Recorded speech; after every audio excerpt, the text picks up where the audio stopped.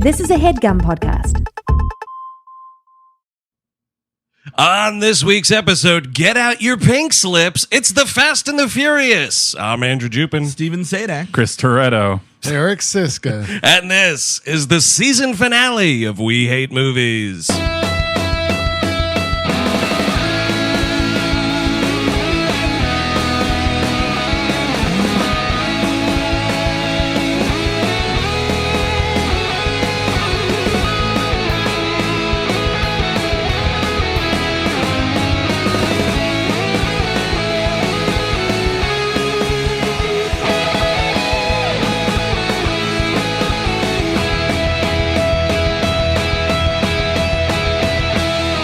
Hello, everyone. Welcome to We Hate Movies. Thank you for tuning in, as always. And that's right, we are wrapping things up. The season end SBE 2019, talking about the Fast and the Furious from 2001. But don't unsubscribe yet. There's going to be a lot of fun material all through August. That's brand new to you, new to me. Yes, we are going to be releasing all of our tour episodes from the East Cage tour, all these Nick Cage movies. All the ones that fucking made it, thanks for nothing, Philadelphia.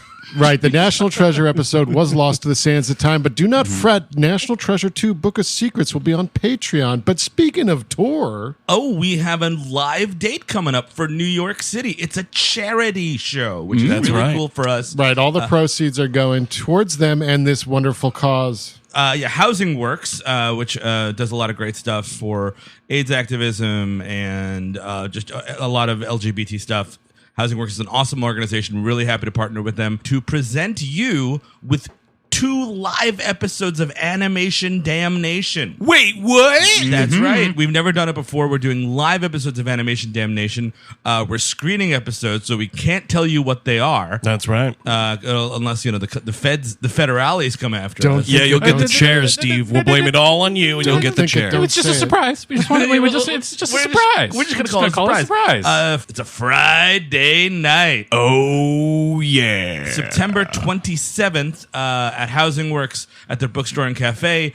You can find all the info you need at WHMpodcast.com. Check out that tour tab. It's got all the info you need. You can get tickets there. They're going to go fast. They're going to go fast. They're going to go fast. I mean, it's a great place. Yeah. It's an intimate venue. It is. It's going to sell out. Those tickets will go fast and furious. Directed by Rob Cohen. Christ did not have anything to do with this. I guess the that's Lord true. wasn't anywhere in this movie. Christ's eye was far on the other end of the world when this was being made. Yeah, that's fair. He's too busy worrying about Frodo and the gang. He's involved in those, right? Yeah. Who, Christ? Yeah. Do they worship the Lord He's God got in a that world? beard and he says, "Do not pass" to goblins and Legion, the demon horde. That's true. Christ seems more of a Gosford Park type to me. It was a real whodunit. Who nailed him on that cross? All right, I've gathered you all here to see who betrayed Jesus Christ. It was obviously the Romans, but they keep saying it was the Jews. Oh, I thought it was Ryan Phillippe in that movie. Yeah, he actually did. He washed his hands of it, and that allowed Mr. Gosford to be nailed to the cross. I don't think there's a Mr. Gosford. It could not be Judas the Butler. Could not be. Did anybody see this movie in theaters? Oh, yeah. Oh, yeah. I was did. Didn't we opening see it together? Probably. I this think was we like did. in the primo multiplex days. Wow. Yeah. I saw this in the theater, and then I said, "You know what? No. You This left was- that theater fast because you were furious? Yes, and then this was the first time I was like, you know what? Didn't care for it. Not going to watch any of the others. And I didn't until we were going to be, we did number 8. Yes, right? we did. Last We year. did 8, I did yeah. that, and I had seen this before. So in preparation for this, I watched the original trilogy. Oh, the original 3? Because they're all on Netflix. Yeah, it's this, Too Fast, Too Furious, and Tokyo Drift, where, that's where the Ewoks are. I just have this image of you in the theater after the Fast and Furious doing the whole Al Pacino and Injustice for All speech. Like the whole theater's out of order. The studio system's out of order. Yeah, because this embraces that early 2000s scumbag culture, and it just sickens me. I was the last angry man about this movie too. Like I saw it on DVD, which is the perfect way to see this movie. And and That's how it's a intended. lot of my friends at the time were really into this movie, so I it was always on at parties and blah blah blah. Wow, Kind yeah. of Remember stuff. just putting movies on at parties? That's just what you did. It was like a decoration. Yeah, and like I had more like friends of friends, people who were like way into car culture and like souping up shitty cars and getting tints and dropping the car and all that stuff. Like car culture. Listen, I own an automobile. Congratulations. Granted, it's a Prius Prime. It's not a fucking sports car or whatever. I don't get car culture. I get that there's people out there that love it. And that's, like I buy fucking Blu-rays. Like that's my thing.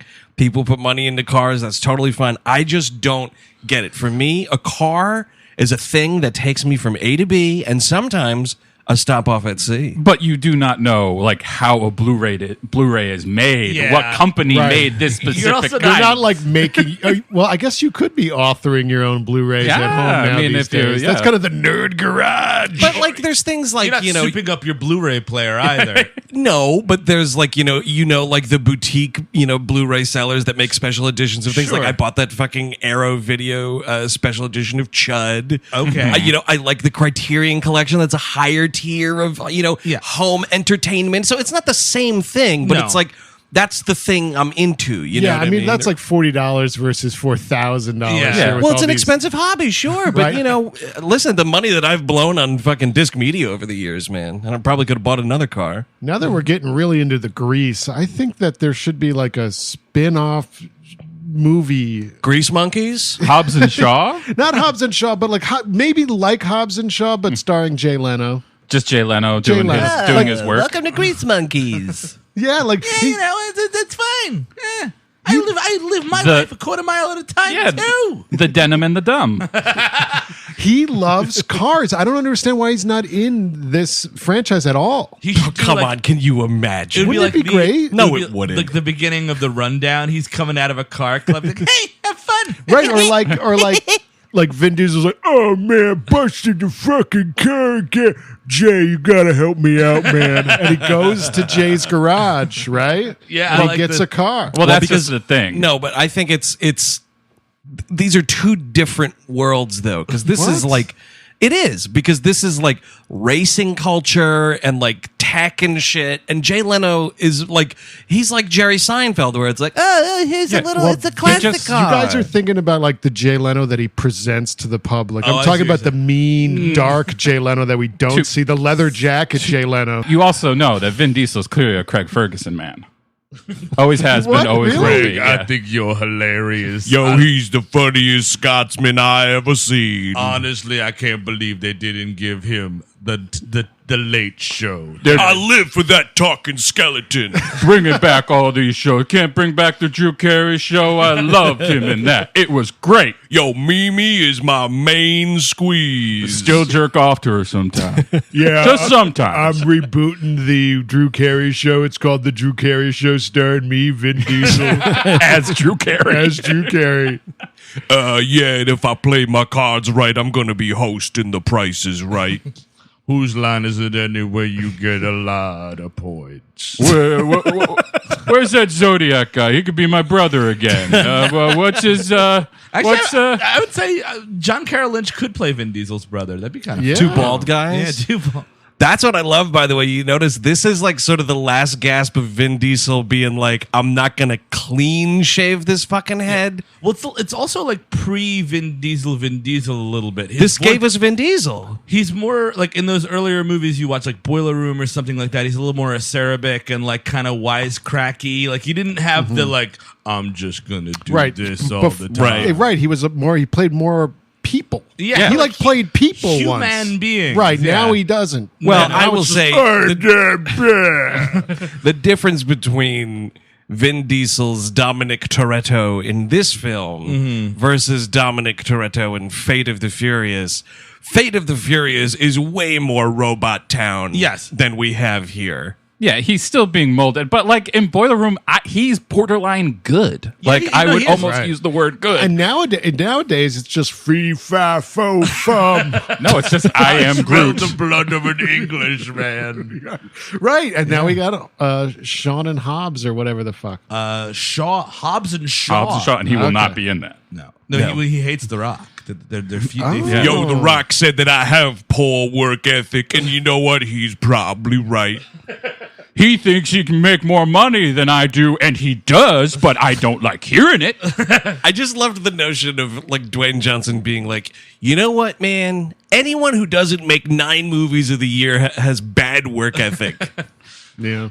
And also, is he making 9 movies? And like, he only makes that and the Marvel movies, right? He's kind of. No, I'm talking about Dwayne Johnson. Oh, Dwayne Johnson. Yes, of course. The joke was we weren't talking about the The Rock. Is that a Marvel superhero? No. The Thing. The Thing is He's made out of rocks. There it is. Oh, okay. Now I'm saying, as Dwayne Johnson, Sure. he was complaining that people who don't make as many movies in a year as he does have poor work ethic. Yes. Could you imagine going to that many Vin Diesel movies? I think they would all fail. Like, you need one a year tops. Like, you do like 4 in a row. Well, every single thing that he's done that isn't Fast and Furious and Guardians has been a failure. Am I wrong on this? Those Riddick movies made money. I forgot he was not Groot. really. Yeah. Like, I mean, you look back, like they made okay money, but they weren't like, they just barely got that third one made. Yeah. Like Pitch Black was an out of nowhere hit, but like Chronicles of Riddick was kind of like meh. Yeah, it was a failure. So this is the Fast and the Furious. We open up on a container being opened up and loading into trucks. And this movie is edited like trash. It's not even like fast paced, blah blah blah. Like, scenes are missing. I don't know where they are. I don't know. They fell off the back of a truck. They did. I don't like stuff happens and I'm like, wait, who are you? What happened? There's also montages where like important, like intimate moments are happening and they're like, no, just get to the next plot point. We gotta hurry the fuck up. This is also Point Break for dummies, right? Like, Absolutely. Yes. 100%. It's almost the exact plot of Point Break. Yes. Except that I don't think Patrick Swayze is related to what's her face, Lori Petty. Yeah. They're just I think they're pals. just buddies. Yeah. That's like the literally only difference aside from the surfing. Yeah, it's kind of the same movie, but this time the hero's trying to fuck my sister. Yeah, we actually rob trucks with vice president masks on. Got my Dan Quayle mask on. Oh yeah. I can't spell potato. I gave Vince Gore because you know. Would you be able to do? Well, actually, you can get the LBJ going. You can get Nixon as well. Those dudes were also vice president. Wow. They were indeed. So wasn't Herbert Walker Bush as well? Yeah, that's right, Bar. You could just actually get those masks. No, we're not the presidents. We're the vice presidents. Oh man, I can't believe we fucked up the mask game. Here, Jesse, you be Cheney. You gotta wear a fat suit. So they're in a truck full of Panasonic DVD players. Well, no, that's what's weird is this opening shot. They open this first container. By the way, we're on the docks in the middle of the day. Sure.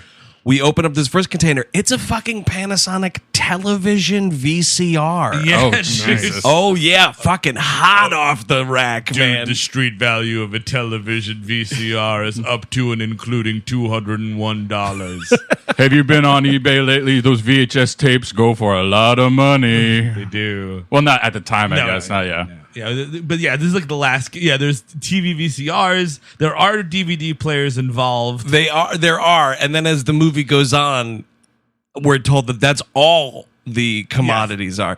There are so many fucking FBI agents in this movie saying DVD player. It's great. What kind of an operation is this, though? I mean, that's the question. Is nobody?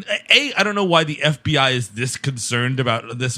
Well, actually, what we get to later is there's like trucker justice coming. Did anyone else? I love that thread. That's what I hate, though, is that the main FBI agent in this movie is trying as hard as he can to prevent a better movie from happening. Yes. Because if this movie was fucking truckers versus gearhead robbers. Yeah. Holy shit, that's awesome. That's a better like that scene at the end when the truckers get. I root for the trucker. It's I'm like, only exciting. But imagine a whole movie of that. Right. It's like the Road Warrior. And then just flashing to Ted Levine dressed as a pimp or whatever he's wearing in this fucking movie. But a suit? No, he's got like those big like Stanley glasses and he's got rings on. Oh, I didn't even notice that. Oh, man. I think he's in too deep. So whatever. The first heist happens. The way the heists are is these really conspicuous cars, which is what you want if you're doing a heist, with green tints at the bottom. Yeah, you need the fucking green neon lights so everybody remembers what your car is. And they pull up in front of a truck, and they'll use like a grappling hook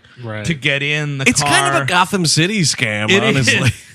And they just steal the truck, or do they steal the truck? How do they get the material? We don't see. They cut it, so you don't really know what the fuck's happening. All you see is a grappling hook bit, and then it's like, oh my god, it's all been stolen. It's like, the next time these things turn up, it's in some Chinese guy's garage, and you're like, okay. I think the theory is that they would have him pull over, take the truck from him, and leave him on the side of the road. So this franchise goes from stealing TV VCRs through line 2, Idris Elba as a super soldier. And the end of the world. Like the Fate of the Furious and Furious 7 both hinge on some fucking computer code that will end the world. My lord. Yep. Oh my god. Speaking of Gotham City. Well, sequels raise the stakes, man. And I gotta say, this franchise fucking skyrocketed the stakes, I guess.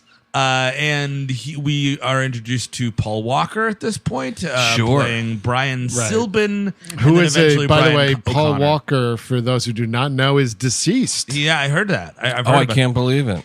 Wait, what? Yeah, it turns out. Sit down, Chris. I am. Wait, what? Paul Walker. Is that why he's been taking a break? That's right. Oh, Jesus! Come on. The man burned to death in a car accident. Can we not? We could do a little bit. Yeah, I get it. I mean, I got no ill will to the guy. I was just wondering what happened to him. I was missing him. He died like his movies. Fast and Furious. I thought he would have been in a Marvel movie by now. He probably definitely would have been, for sure. That's unfortunate. Who do you think he would have played? Oh, that's a good question. I mean, he's just your standard white guy archetype, so you can play any of those guys. That's true. He's a real skeleton key for playing superheroes. He might have taken Renner and done Hawkeye. He could have been a Hawkeye. Yeah, he could have been better Hawkeye. Better Hawkeye. We're putting Steven as a sticky stuff. I've been looking. Here's the thing. Paul Walker, I'm sure, is a really nice guy. Yeah, Jeremy Renner's terrible. Yeah, but Jeremy Renner could act, and you know what though? You would have had movies where there was a Hawkeye that didn't look like fucking 24/7 constipation. Yeah, Jeremy Renner looks like he has to take a shit in every one of those fucking movies. Yeah, Hawkeye well, you probably do. Like, think about this. Like Thanos, all this shit's happening. You know, life or death is happening. You don't get time to go to the bathroom, so he's probably got a loaf on the ready. I've been constipated ever since the blip happened. I held it too much once, and I didn't have to go again. Oh my God, that's Thor and his hair. Oh, Turtlehead. Turtlehead. Oh. He could have played Turtlehead. That's a great name for a superhero.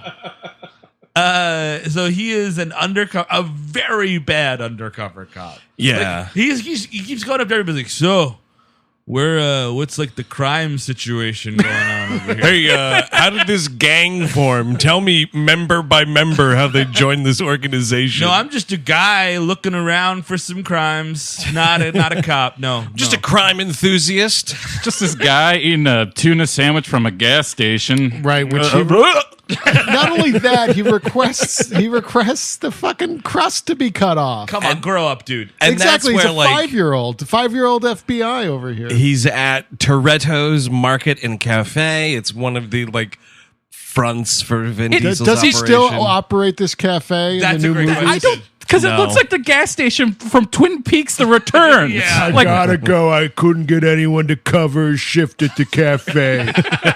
Sorry about the nuclear launch codes, but honestly, Becky is sick and everything is fucked right now. People need their tuna fish, man. Yo, man, I know we're trying to save the world, but you know what I'm trying to save? The American small business. My Oscar Mayer shipment didn't come in. Okay, is that what you want to say? You want me to hear? All out of hot dogs. I have a responsibility to the community. We live in a food desert. What? You ever heard of that? desert? Yeah.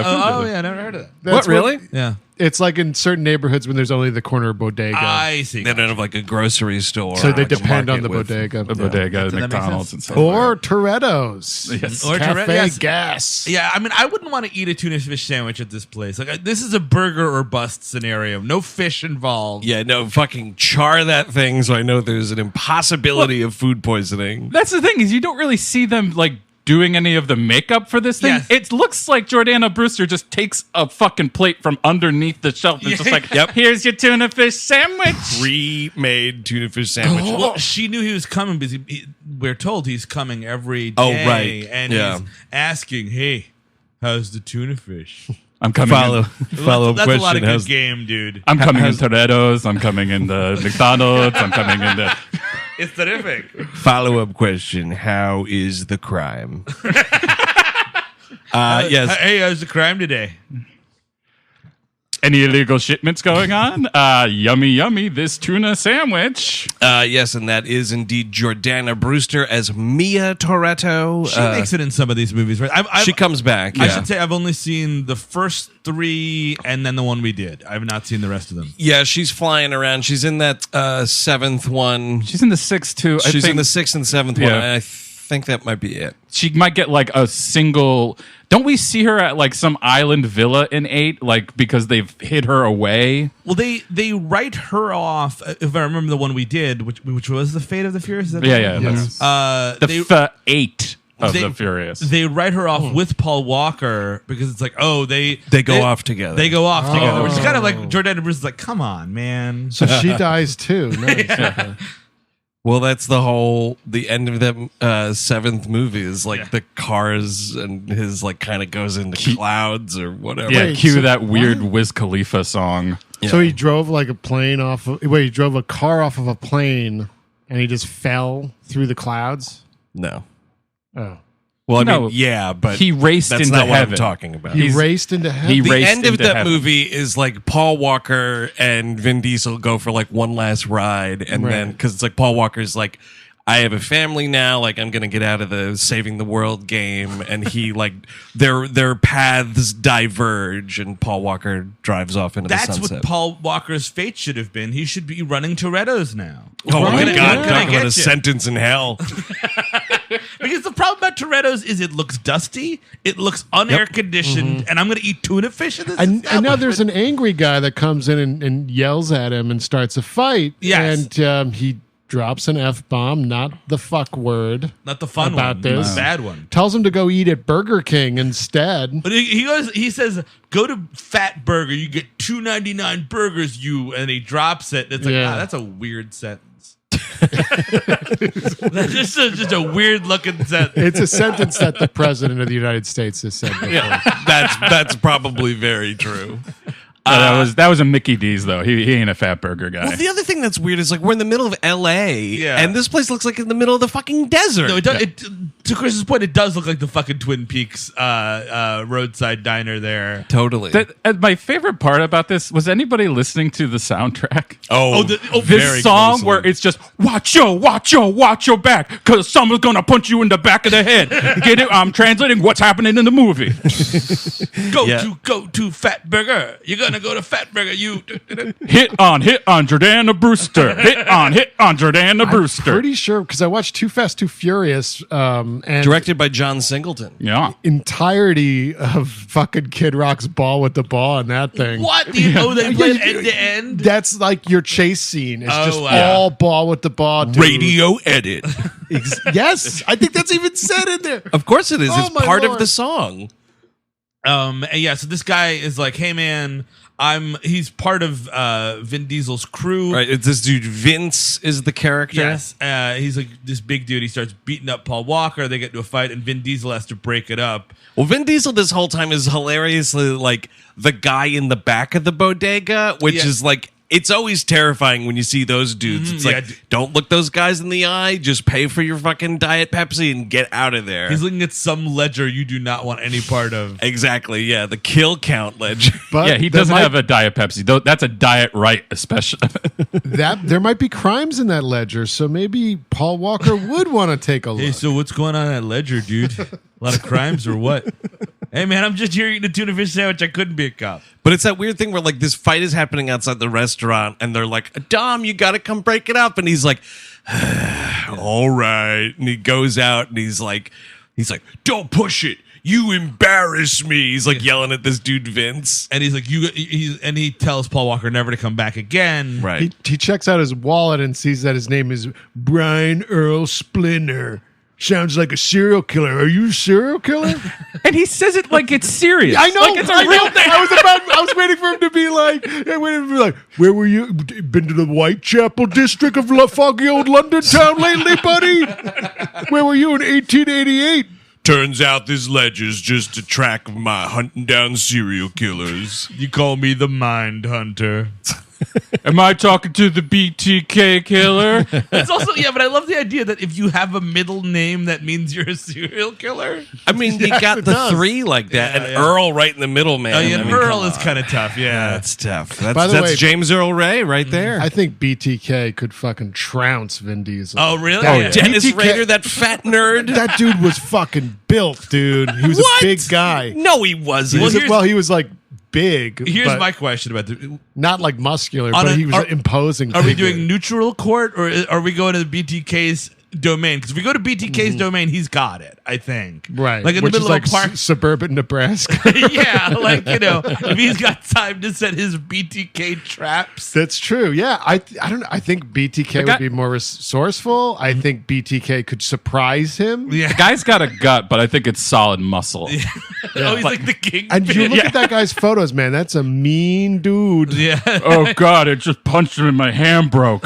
Oh, He no. kind of just looks like Kurtwood Smith. He looks like a Right? fat Kurtwood I think Smith. Kurtwood Smith could also beat up Vin Diesel. I don't think so. I think so. Well, you gotta give In him their the special prime- ingredient. In the prime, like Boddicker, dude, like Clarence Boddicker, that dude's scrappy. Boddicker had to hide behind firearms and a team of goons, man. He was a wimp, too. No, Kurtwood Smith could take him if he gave him his special ingredient, which is cocaine. Yeah. Cocaine, Kurtwood Smith versus Vin Diesel. See, I think he's got it. I think he's got it. Vin Diesel's not even that built. He's not like The Rock. No, he's not. It's just like What are you I'm not talking impressed about? with it. Vin Diesel's not even that built. I'm trying to body shame Vin Diesel. He's trying to get He's there. not. He's actually pretty small in this movie specifically. Like in those later movies, as things get souped up, As it becomes an action movie franchise, and they nowadays- all look like action heroes. Nowadays, he just looks like an old man. he is kind of aging up. Well, isn't that the joke? Is that he's the exact same age as Paul Giamatti? Oh, yes. Almost like identical. And like Right. you just look at him too and you're like, oh man. You know, that would be a close one, too. That would not be a close one. It might be. Oh God.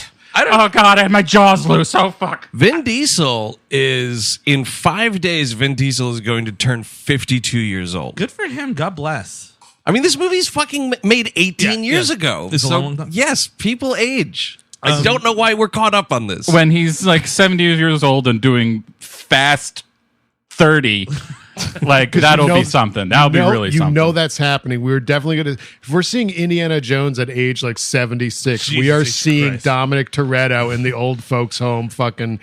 I live my life a quarter mile and Dude, it'd be great. They're like souping up rascal scooters. No, but there would be Live a my young- life a quarter tank of insulin at a time. That's right. My new protege, Mutt Williams, is going to help me out.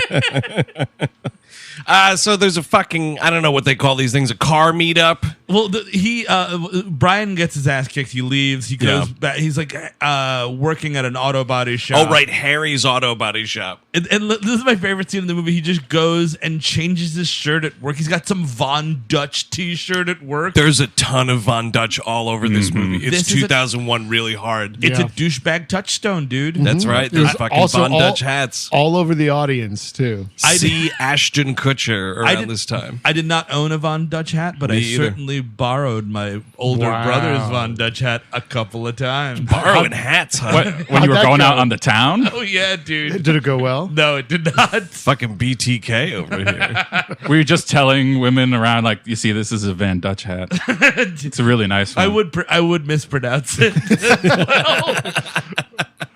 No, that was just you wearing a knockoff hat. Oh, but where's the Van Dutch hat? So yeah, he changes his shirt, I guess, to then go to this car rally. Yeah, he was like, "Oh, I got to soup up my car." He tells this dude to soup up his car, and yes, Right. now we're here. We hear like 5 songs in 12 seconds. What is with this? Because there's like 2 seconds of fucking Limp Bizkit, and I was like, "Oh, here we go," and then it just like transitions into another song. I think the idea what the movie's trying to do, which doesn't do very well because Rob Cohen is not only a bad director but also a monster. Yeah, he's a piece of shit. He's an absolute piece of shit. I mean, right there. But it's like we're going from car to car, and this is what people are the soundtracks into. are changing. Oh, I see. I think so, but it sounds like a mess. It's it's like a clip game. Like you want to get 30 seconds of each song on the soundtrack. But it would be fine if they made it so like they did something with the sound design where like you could tell that. Yes. It's supposed to be like diegetic sound, and it's every car stereo has the different song. But this is just like it sounds non-diegetic, and they just like switch it. There's no transitory sound or anything like that. It's almost like whoever was making this had no idea what they were doing. It's almost like that. We meet Ja Rule, actually. Fire Festival's Ja Rule, the star of 2 huge documentaries last year. Massive documentaries. He's doing a great job. His acting career is off to the races. He's now. making more movies a year than Vin Diesel. He's playing Edwin, which is kind of funny. He's got an old man name. This is one of those things where I would have swore that he was in this movie a lot, and he's only in this one scene, right? Yeah, he doesn't come back. Right, because he doesn't go to the thing at the end. Yeah, I think this is just it-ish. It's like a cameo almost. I would have swore he was in this movie a ton. Yeah. I mean, I thought he would be more when I remember watching it the first time. Like, oh, fucking Ja Rule's in this? Yeah. And turns out that it's just we're watching him not have a threesome. You know what, guys? This is all for the best. Oh, yeah, I'm not asking for more Ja Rule. Although my favorite part of the fire, I think it's the fire. I only saw the Netflix one, not the Hulu one. Netflix is the good one. And I think I saw the both good. Hulu one. Hulu one is Fire Fest. Yeah. And then the Netflix one's just Fire. Yeah, I think I saw the fire. The one where the guy says he would suck some dick for water, which is one of my favorite parts. Right. Of the movie. The That's Netflix the one I saw. That's Fire. That's just Fire. Okay. Is more like serious, and the Hulu one's more like tongue in cheek. Look at all this stupid shit. Yeah, it's just like more of a like, let's see everything about it. But my favorite part of that is when it's Ja Rule. They're in a meeting the day or the week after the fire festival, and everyone is fucking crestfallen. And everyone's like, so I guess like the company is over and we're being sued like 1,000,000 times over. And Ja Rule's like, no way, man. There's a lot of smart motherfucking people in this room. We're going to figure this shit out. I'm like, right. You're going to turn around the fire festival? Like, how? It's over. You've done it. Ja Rule versus the FBI, man. So yeah, we this is some street racing. This movie is based on an article, by the way, about street racing. Wow, how about Yeah, that? yeah. It's I thought you were going to Why? say it was an article based on stealing DVD players. But they licensed the title from the 1955 Roger Corman movie. It's like, what more do you need? That had cars in it. Why do you need to base it on an article? Like, was it just an article about street racing? Yes. Can I go to the actual Toretto's and get a tuna fish sandwich with no crust? It was that, and then Rob Cohen was also like getting immersed in illegal street racing culture. Wow. Maybe there's a Dominic Toretto reality tour. Oh my god! I'm like the real Dominic Toretto. I was in the article. And that guy looks like Paul Giamatti. Yeah, I've been managing a Burger King for many years now. I used to be on the racing circuit. My name is Donnie Toretto. Toretto. There is a bunch of illegal street racing going on in the back of the Nathans in Yonkers, man. Holy Is that shit. right? Yeah, dude. Like bike racing? Or No, like car racing. This sounds like the most glamorous thing I've ever heard Well, of. that's what I mean. I've seen it happen. I mean, like driving past it or coming Yeah. out of the Nathans. Those guys are the Nathans. coolest guys ever. I Oh, mean, totally. hanging out behind Nathan's and Yonkers. We got street racing in this neighborhood here in the city, but I don't think it's not as involved. It's just assholes like speeding and like, let's see how loud of a noise I can make, which is like, fuck yourself into the 12th circle of hell. I cannot stand that shit. It's that, and you know what else we have is like the little dirt bikes. It's not a motorcycle because the state like won't give you a license plate for it. It's clearly like a dirt bike that you should not have on city streets. It's basically a toy. I fucking hate it. I want all of that to just be simultaneously melted down. Well, yeah, of course they're toys. The whole point is to make noise, like any fucking toy. And all those people you're hearing were inspired by this film. They were, I mean, this movie did inspire a lot of that. Oh, yeah. And a lot of DVD player theft. And a lot of car crashes. You know what? We mentioned it, but we haven't commented on it, and we're going to get away from it, so I just have to say... Paul Walker is dead. If you are a grown adult, like if you are over the age of 6, and you are asking someone to cut the crust off a sandwich, you're knock it the fuck off. It's not cool. It's not cute. It's just like, I'm not your mother. It's annoying. Just eat the piece of bread. Could you waste some of that bread before you give it to me? Could you just throw some food in the garbage for me? Also, Thanks. just stop eating if you don't want the crust. It's easy. You don't have to like, get around the crust. It's the last thing. Well, that's a slice of pizza, I think you're thinking of. How do you avoid the crust on a sandwich? If you gotta, you eat in the middle first. Yeah, you eat the middle. You eat the sandwich. You have to have a narrow mouth, is what he's saying. You have to have a very narrow mouth it, and you got to angle it. You got to do the anglers. Are you presupposing that this sandwich is already cut in half? Yeah. Well, I'm not cutting sandwiches in half. Well, but like a Wonder Bread sandwich? What the fuck? But if you're at a diner or some type of place, like they're maybe going to cut it in half for Well, you. sure. Yeah, that maybe. This sandwich didn't look like it was cut, though. Okay. She just cut the square. Jesus. Oh, you know, that'd be interesting is you get a sandwich and you cut the crust off just one side and then you try to eat out the middle after that. Like, just you cut yourself an opening. No, you understand it. Just eat out your sandwich. Just go ahead and eat out your sandwich. No, don't worry. I don't got to cut off the rest of the crust. Just eating out this tuna fish sandwich. Go down on your sandwich. I was picturing Steve taking like a Wonder Bread tuna fish sandwich and folding it in half, avoiding biting. That's actually a great idea. That's a good idea. That's another way to get around the problem. I just didn't think of it because I never, if I'm making a sandwich at home with sliced bread, I don't cut it. Why? I would call that Because I'm a grown adult. You're allowed to cut your own sandwich. It is a handheld tiny sandwich. What do you need to cut it for? If I'm doing my own, I won't cut it either. Thank you. True. But I do like the idea of folding the sandwich. I would call that the event horizon. Yeah. Steve, don't worry. I got a mouth narrowing guy. Okay. I can get you. I can. He'll narrow your mouth right down. Right into the mailbag if you cut your own fucking sandwich like everyone does. But, you know, there's got to be a nice story to it. Like something happened during the cutting. Or you cut your sandwich in half and met your spouse. I guess I'm not as busy as you guys, and I have the time. I am furiously busy, dude.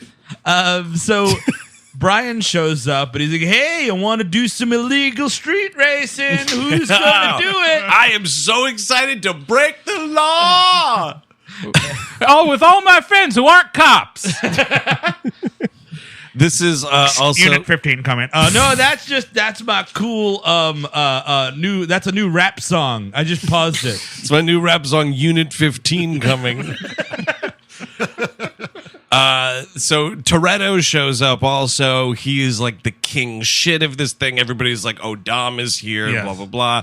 He is with Letty, played by Michelle Rodriguez. She gets out of the car and goes, smells like skanks, or I smell skanks. That's what she does. It's even worse because it's just two women are like just groping on Vin Diesel, and she's like, it's like, Vin Diesel, man, your fucking lady friend is right there. What are you doing? I can't help if women start grabbing my nipples, dude. It's if I go to race wars, it's gonna happen. Look, you just got one lady hanging off one nipple and another lady hanging off another nipple. It's my natural musk, the smell of sweat and rotten cheese.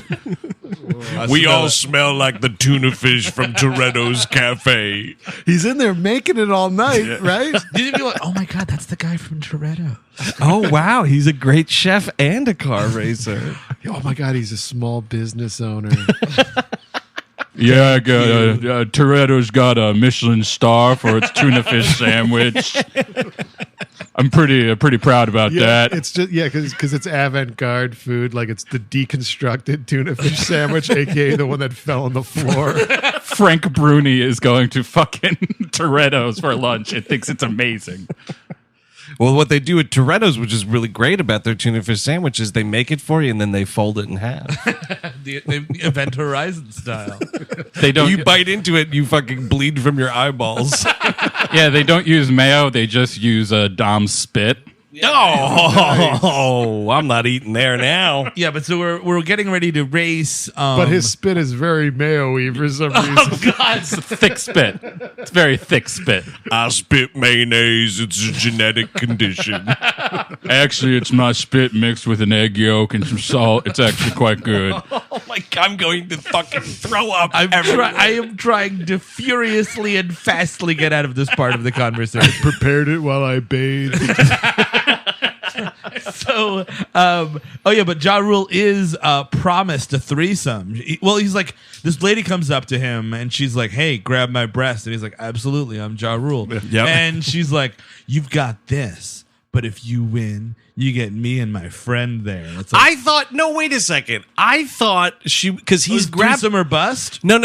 Because she takes his hand and puts it on her boob, and she's like, "You got this one, and if you win, you get the other." I thought she was talking about both boobs. No. There's a friend. There's a lady in the. Oh, I guess that makes more sense. Which, like, what's that contract? Like, what was the discussion? Like, look, if Edwin wins his race, you want to do a threesome? But if he doesn't, it's off. It's all completely off, Christine. If he doesn't win, I'll just fuck him. Yeah. I mean, you could watch, I guess.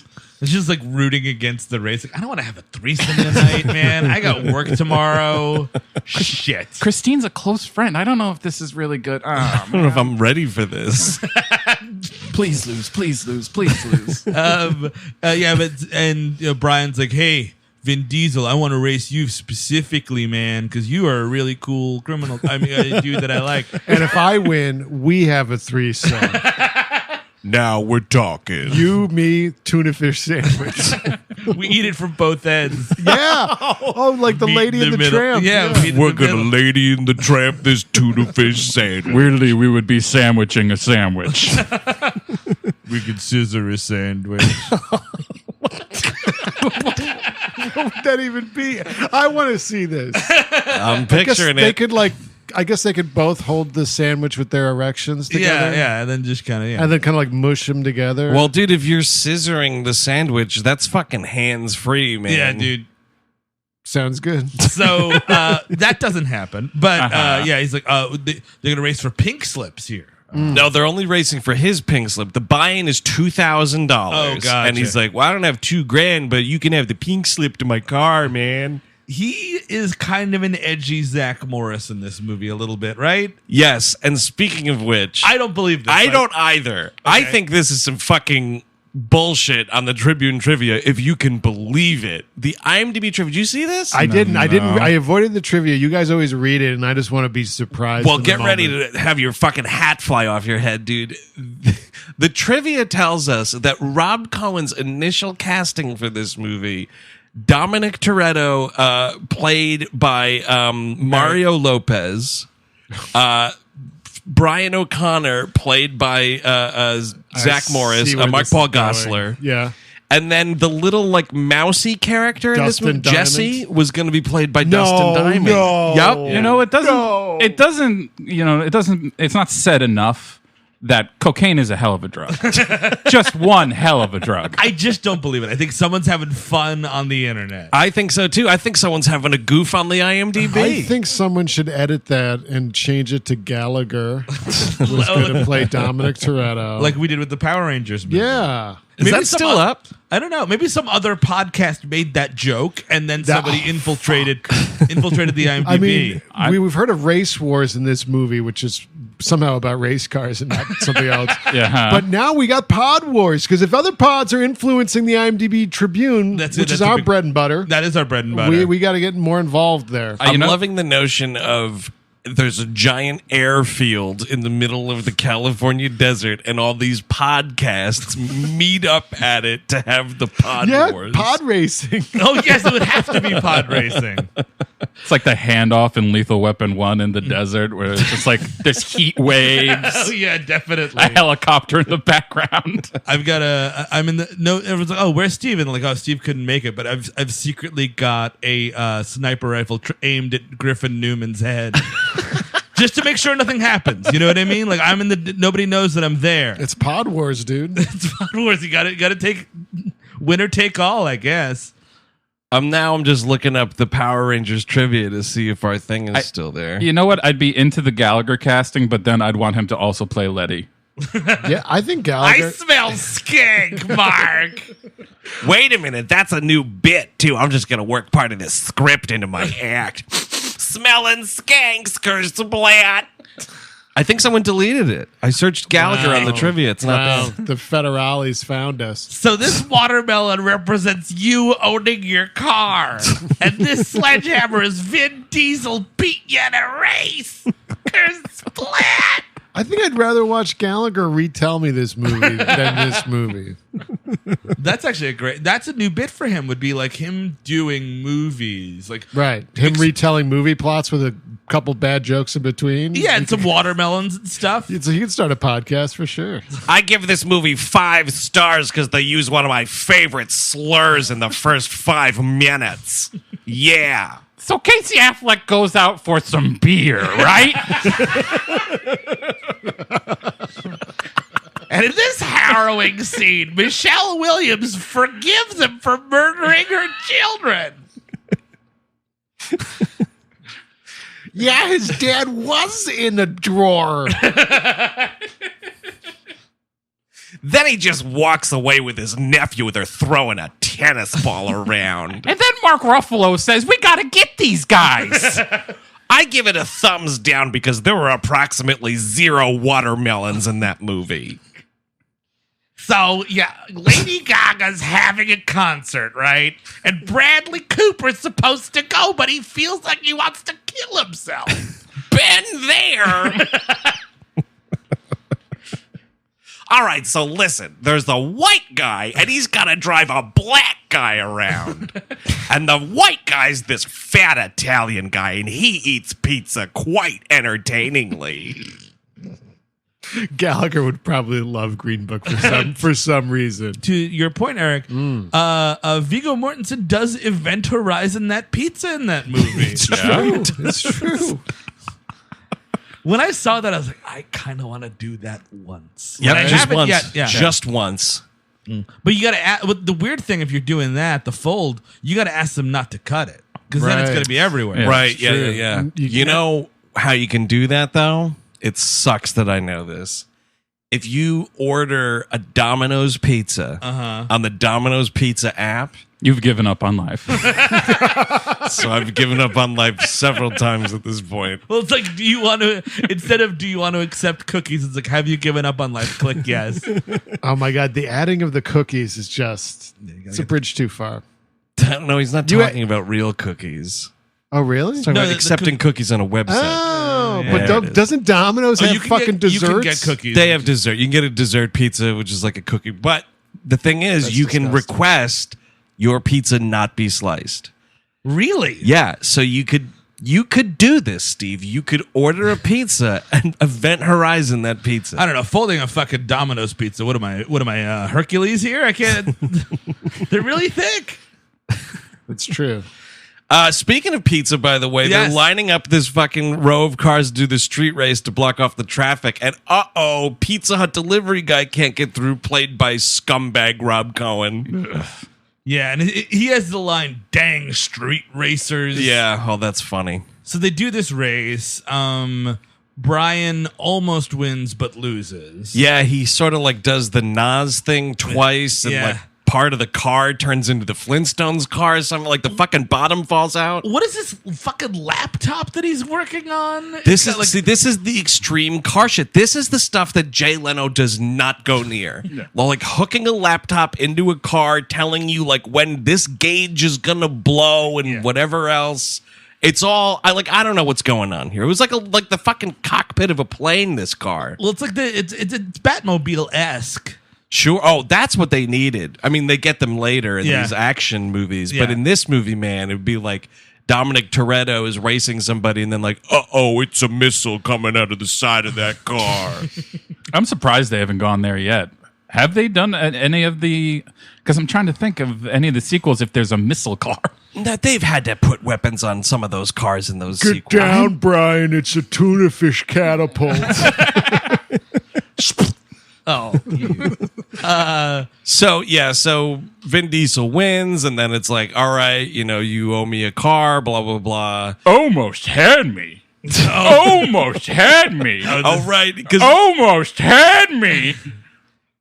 Paul Walker's like, I almost got you there, and like this turns into a thing where like everything Vin Diesel's character says to Paul Walker's character, the fucking like 60 extras that are all around them are like laughing at Paul Walker and like spitting on him and shit. Because he's like, oh yeah, you almost had me, but you should have done, and he starts talking car nonsense that I couldn't something even about begin. a double clutch, and I don't even know. Yeah, and this is again him not doing like, this is what I do. He's like, hey, you almost had me, man. What do you think? And he's like doing jokes. I don't think he's ever told a joke in this franchise after this. He has told something that was meant to be a joke. It comes out as dirt. Like he's just not a funny guy. Like he's just not funny. No. Well, It's just that simple. Watch that Find Me Guilty movie. You'll see how not funny he can be. is he? Oh, I was thinking about that movie. Is that a fat suit, or did he get fat for the part? I forget. It's kind of neither. He's got a wig in that movie. Oh, he's got a wig. Yeah, no, he's just a fat guy. Yeah, like I think it's a He's column A, column B situation. He got a little Just fat not- anyway. He's just not very in shape. Ja Rule gets humiliated here too because his car he loses like immediately, Yeah. and this woman like because he's like, oh hey baby, and she's get the fuck away from me or whatever. And again, public humiliation. All these people are laughing at him. How would you even hear what's going on or know the context? I guess, but like, But the cops come. It's like, oh shit, cops. Right. And Vin Diesel gets in Paul Walker's car, because all of his boys are not around. Right, Vin Diesel drives to a parking garage to like stash his car, and then he's walking down the street.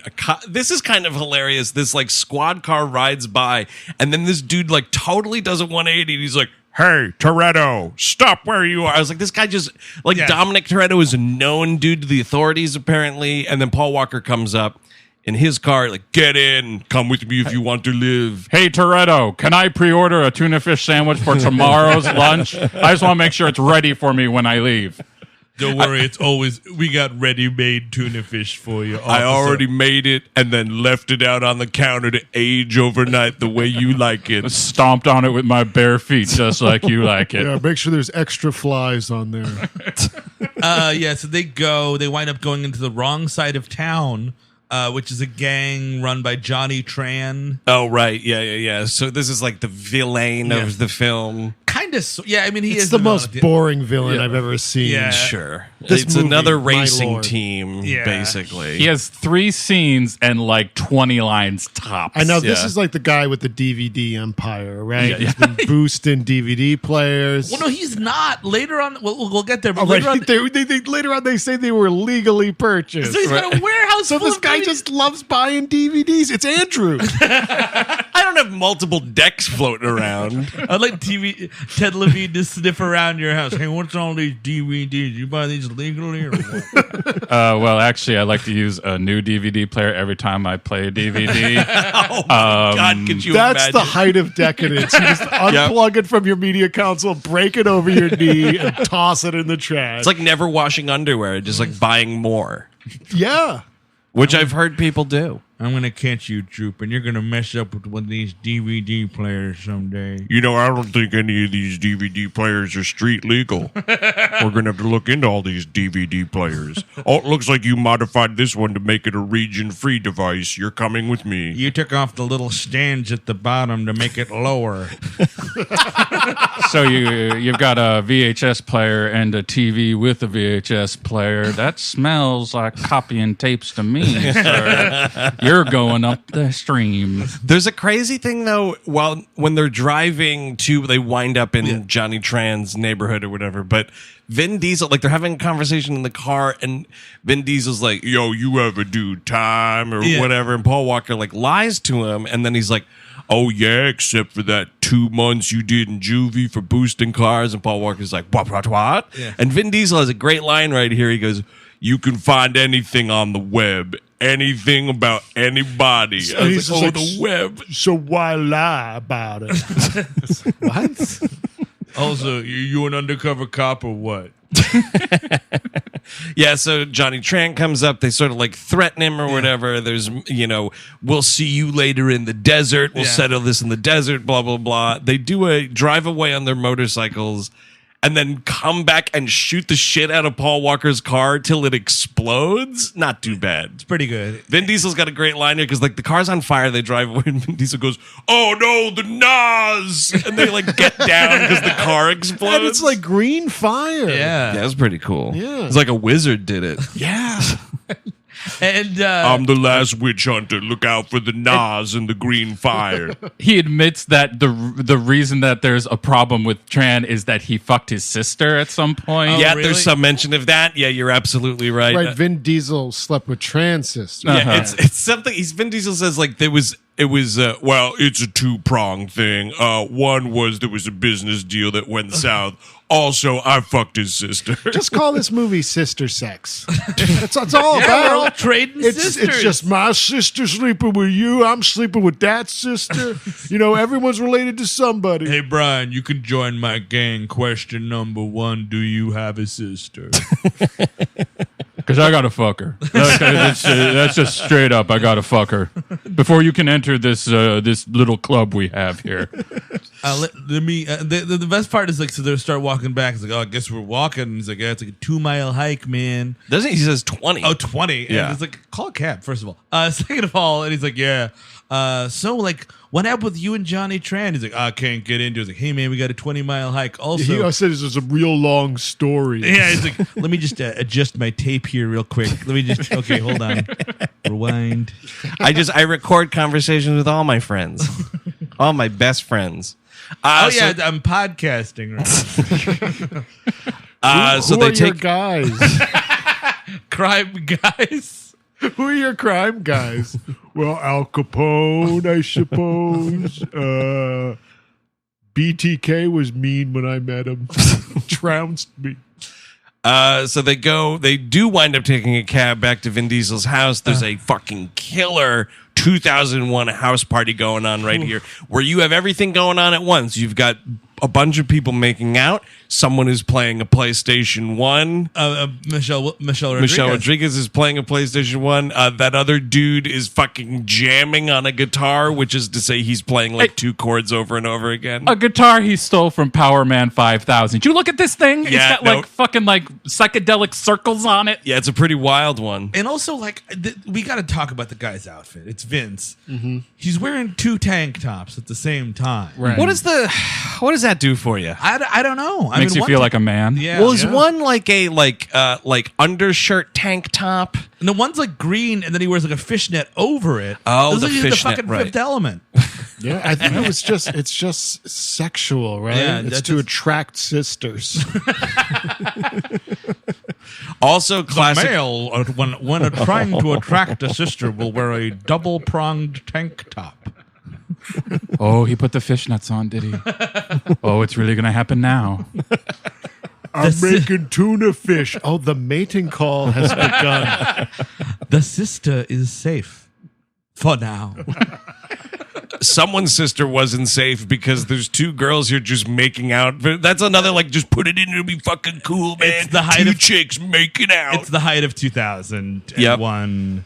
And Jordana Brewster sees him and she like gets dressed or something. Like she wants to attract this dude. She's upstairs studying or something, and she hears the car pull up. And how old is this girl? Question mark. She's clearly like 20 something. Yeah, doesn't she's matter. Of age. Yeah. Doesn't matter. person. She's a sister. You have to have sex with her. So he comes down, and this Vince guy is like, "What's this piece of shit doing?" He's like, "This piece of shit was the guy who got me away from the cops, and you did it." I gotta say, I wish it was a piece of shit, but they are using the slang phrase or term "buster." Oh right, I forgot we're using Buster. What's this Buster doing here? This Buster kept me out of handcuffs. Is what Buster. he says. What is a buster? That's from that No Scrubs song, right? Also known as a buster. Yeah, somebody who nuts a lot. No, incorrect. I thought it was like a Bugs Bunny line.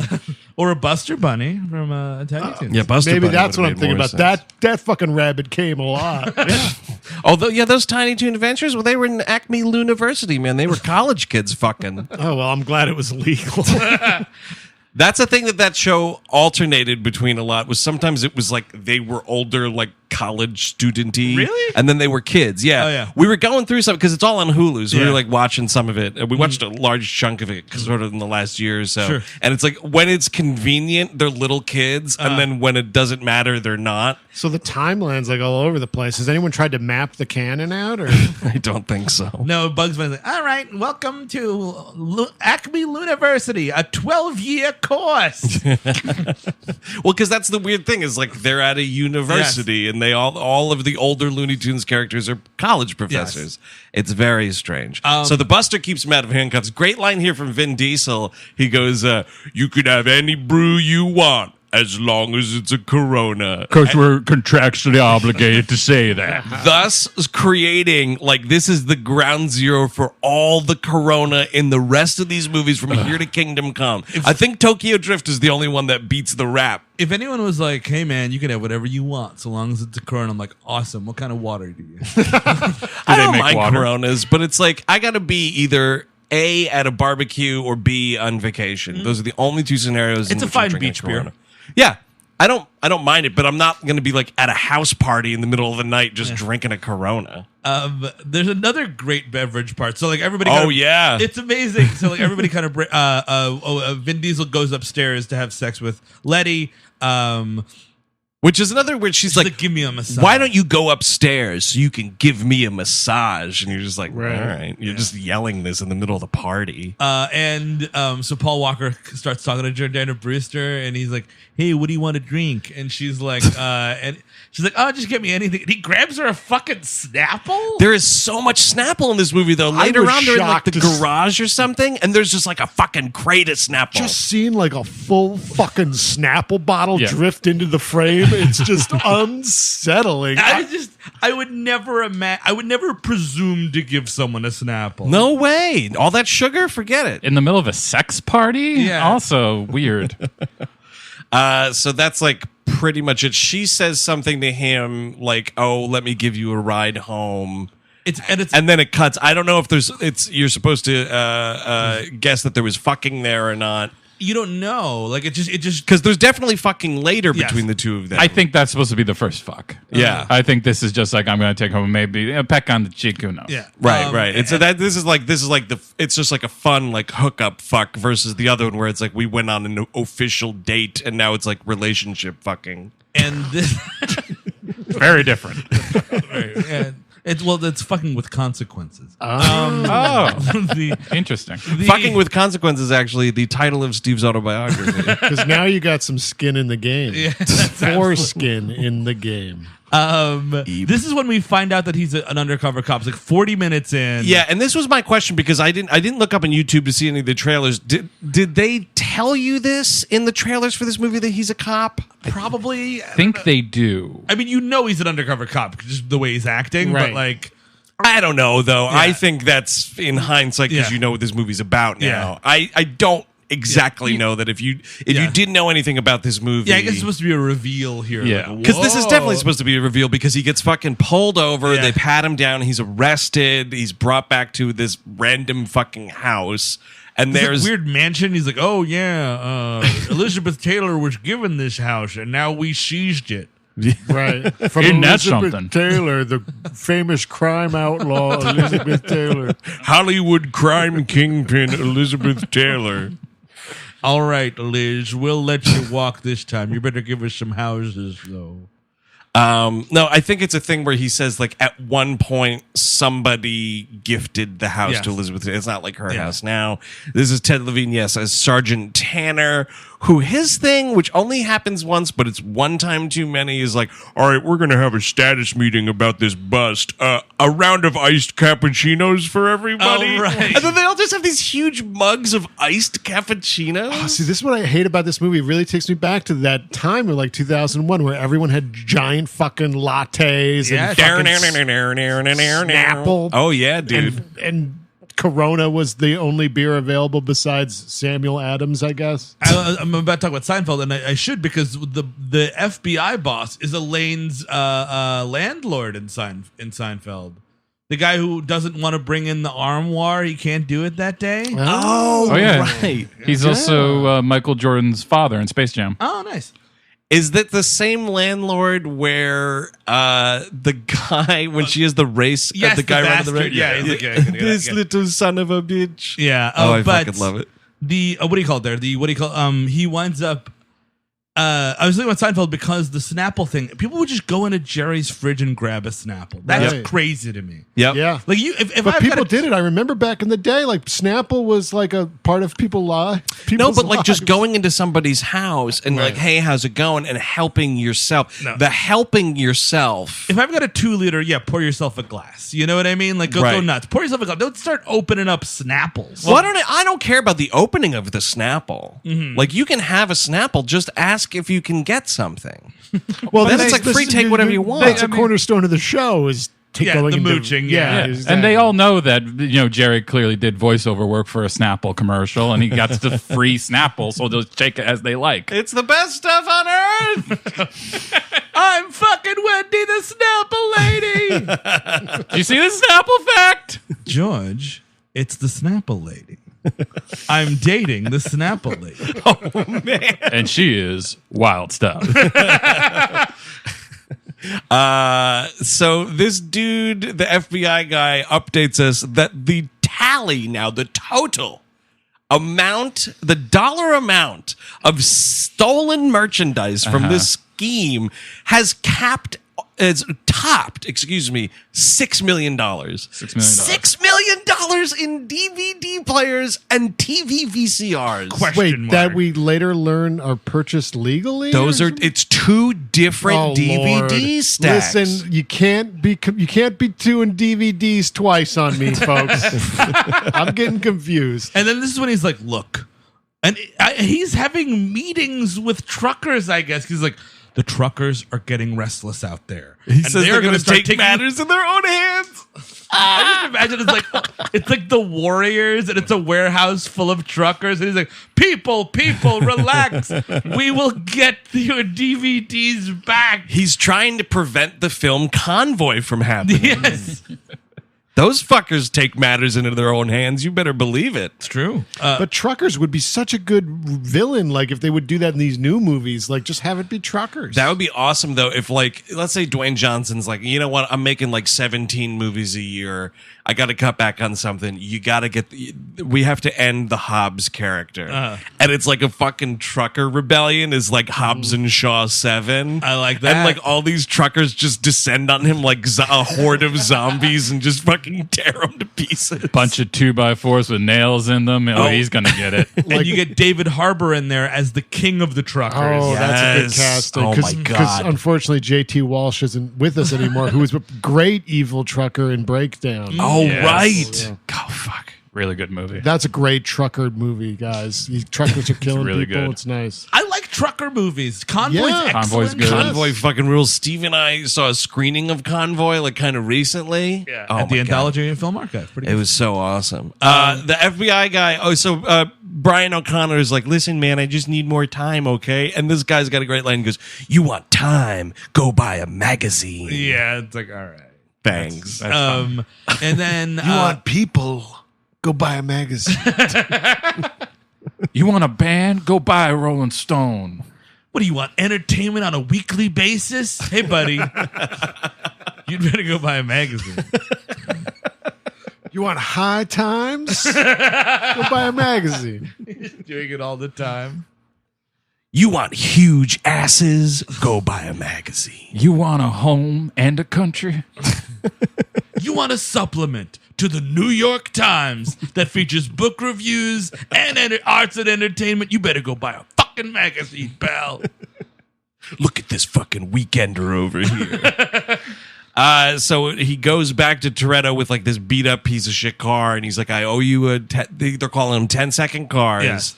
Which is, it does like the quarter mile in 10 seconds is the idea. He's like, so here's this car. We're going to fix it up.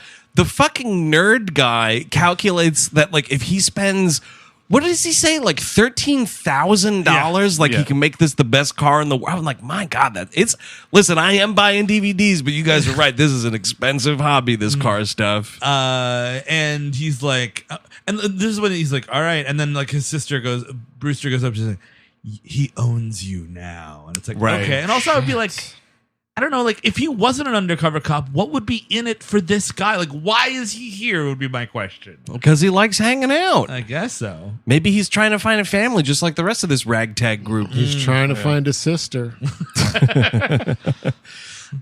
So yeah, there's this nerd guy is Jesse. Yeah. He like puts this floppy disk in, pretty great. Yeah. And they look over all the car specs or whatever. And this is again, It's a video game. It's a video game. It's a total video game. Paul Walker being a bad cop right here. He's like, so Jesse, you seem like a smart guy. How did you get mixed up in the Toretto business? And he tells this fucking like life story about like whatever, and he's like, I got ADD or whatever they call it, but engines just calm me down. And you're like, all right. Well, he's like a math genius, Yes. but like Right. he failed everything else. I'm like, you still could go to school for math if you're a genius. Yes, and also there's drugs. You could Jesse, you can make it. You could do it. You don't have to play Pimp My Ride the PC game all day long. Oh my God, Pimp My Ride. That's from the same era. Yeah, this is the era. Definitely. I can't believe that's not still around. Like, there's no like Pimp and Ride 10, the movie. Well, like MTV secretly brings back those shows sometimes. I don't know if it's still on now, but I bet you like there was a more recent incarnation of Pimp My Ride. Yeah, because Cribs came back, I believe. Yeah, exactly. At some point. But so this is the first of a franchise staple barbecue scene. Man, we go. Oh right. And Jesse or Vince, the big dude, sees Paul Walker there, and he gets pissed. He leaves, and then he comes back. We're having a nice barbecue, and then we're just kind of like having a Saturday, like we're watching a movie. And Paul Walker's like, where I come from, you can whoever cooks doesn't do the dishes too, man. Right. And like he's like just getting closer to Jordana and Brewster. This is when this guy comes up to him. He's like, man doing the dishes. Hey man, what do you put on your dress? And I'll pimp you out on the street, cutie pie. And I'm like, wait, what's going on, dude? And he's like, it's this weird. It's a very weird line. But that's 2001 in a nutshell. Oh, for that's sure. the way it was. It's Listen, disgusting. tough guy, I'm going to rip your shirt off. I'm going to put a mesh tank top on you, and then I'm going to drag you by the nipples out to the corner and fucking pimp you out, loser. It could be any tiny responsibility, and he would have said something like, Yeah. "Oh, you flush the toilet out after you piss and shit, huh? I'm gonna take you out on the corner. I'm gonna turn you into my hooker." Princess Prissy Pants flushes the toilet. Wash your hands before you make dinner. I'm gonna take you out on the corner. And I'm gonna watch.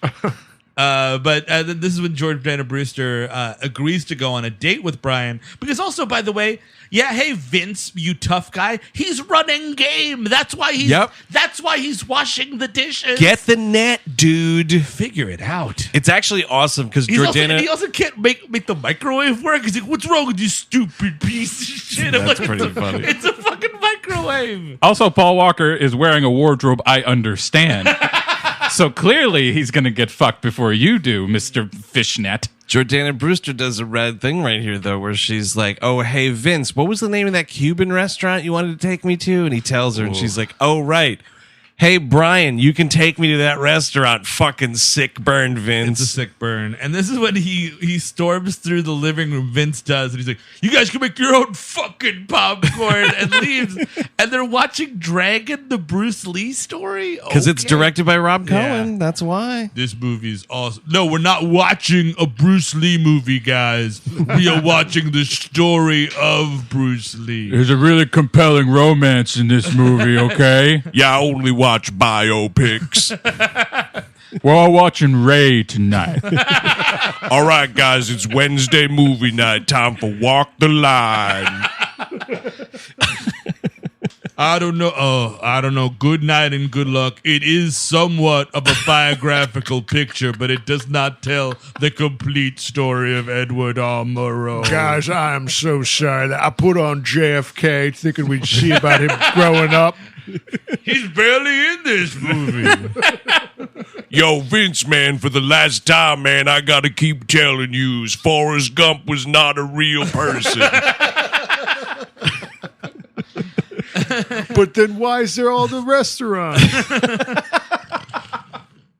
I don't know, man. It's like life imitating art or some shit. Turn this bullshit off. We're going to watch Out of Africa. All right, Letty, sick pick. We're going to put on Chaplin. Adaptation. Okay, it's a bit avant-garde, but Susan Orlean is in the movie. I don't understand how Bob Dylan could be all these characters. This doesn't make any sense. This is not my cup of tea. Yo, man, I put on Lenny because I thought that guy was funny, but man, Dustin Hoffman, that movie was sad as balls. Time for some Bohemian Rhapsody. It is the best movie. You're right. It's great. Yo, they're doing Thursday night preview screenings of Rocket Man. Who's in? I just love biographical pictures so very much. All right, I will count Apollo 13, even though it is not specifically about one person. Oh, man, this is my 5th copy of Nixon and the double tapes that I've got. Oh fuck! So that whole thing disperses, and Paul Walker's doing some bad snooping here. All of these gangs, by the way, you know, are all part of this like race culture thing. There's this other dude, Hector, that we do meet at the beginning of the movie. And this guy's in a ton of stuff. Yeah, this guy everywhere. is always playing. He was in Training Day a bunch. He's in one of the Purge movies. I mean, he's just like a character. Yeah. He's a regular on Fresh Off the Boat. That makes a lot of sense. So Paul Walker breaks into Hector's garage and he's sort of like snooping around and everything. And then like out of nowhere, this dude Vince fucking hits him in the face with the butt of a shotgun. Sure. It's the whole like smells like a cop thing. And Paul Walker's like pleading with Vin Diesel. He's like, no, man, this is all about race wars. I'm doing intel for race wars. And he's got expensive Japanese tires on his car, man. I can't get over the race wars. Just calling it race wars. Just call it something else. They wanted to call this movie Race Wars. Rob, hi. Yeah, no. I know that race wars is a real thing that happens, but you also know that there's another meaning to race war, right? What? Well, no, we're gonna call it White Power. We're gonna name it's about a cop named Brian White raising into power, right? White Power movie. White Power movie. Look, it's called the Klan because they're a clan of street racers who band together. What if we change that to family so they stop saying clan every 5 All right. minutes? We're going to call it KKK. Cars. But spelled wrong because we're in an alternate universe. Well, because it's that's the only thing different about. Oh my god, that's the Mortal Kombat universe. That makes perfect sense. That's actually, yep. Yeah, I'm racing this outfitted Volkswagen in Outworld. I mean, he should. I mean, it's probably. Yeah, I'm half Outworld on my father's side. He could have been Kano. No, I was gonna say go full Goro, dude. Yeah. Oh, yeah. shit. Yeah, you're right. Give him 2 more arms, and now we're doing He it. would probably look normal then. He could drive 2 cars.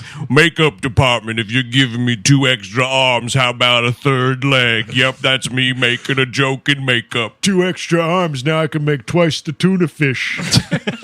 Well, that actually, I do have, as we have previously established in other episodes, I have at least 8 testicles. The only way my voice can reach this register. So Vin Diesel falls for it. He's like, oh, cool. Like, this dude's doing, recon on all the other teams or whatever. Now let's go to the Chinese gang and check out what that team's doing. And this is where they get in the garage, and there is in the corner of Johnny Tran's garage a fucking floor-to-ceiling stack of DVD players. And I mean, like, which we find out is legal. What was he? Was he opening an appliance store? Like, what is the purpose? I think he loves giving gifts. Oh, that's nice. Yeah, Christmas is coming. He's got a ton of people. Yep. Yeah. A lot of people on his list. And it's just easier, like, buy the same thing 20 times. Yeah, that's it. Everybody's getting one. Back to school gifts, you never know. Yeah, I mean, you call up the distributor, like, look, I'm buying 50 DVD players. You got to give me a deal here. Oh, yeah. Smart. Yep. So then, like, the gang comes back to the garage while they're snooping around. So these guys hide. And, like, it's a scene where Johnny Tran's dudes are, like, beating up this fucking doughy auto parts guy. I love this. I don't know what's happening. Yeah, I have no idea what's happening. But this guy's getting oil poured down his mouth. It's awesome. Yeah. He's the fence.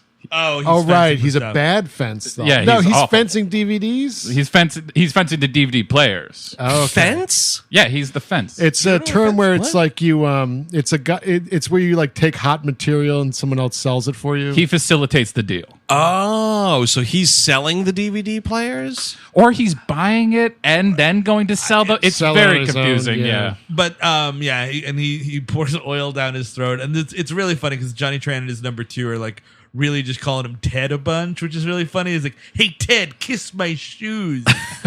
Oh, poor fucking Ted, dude. And he's about to do it too.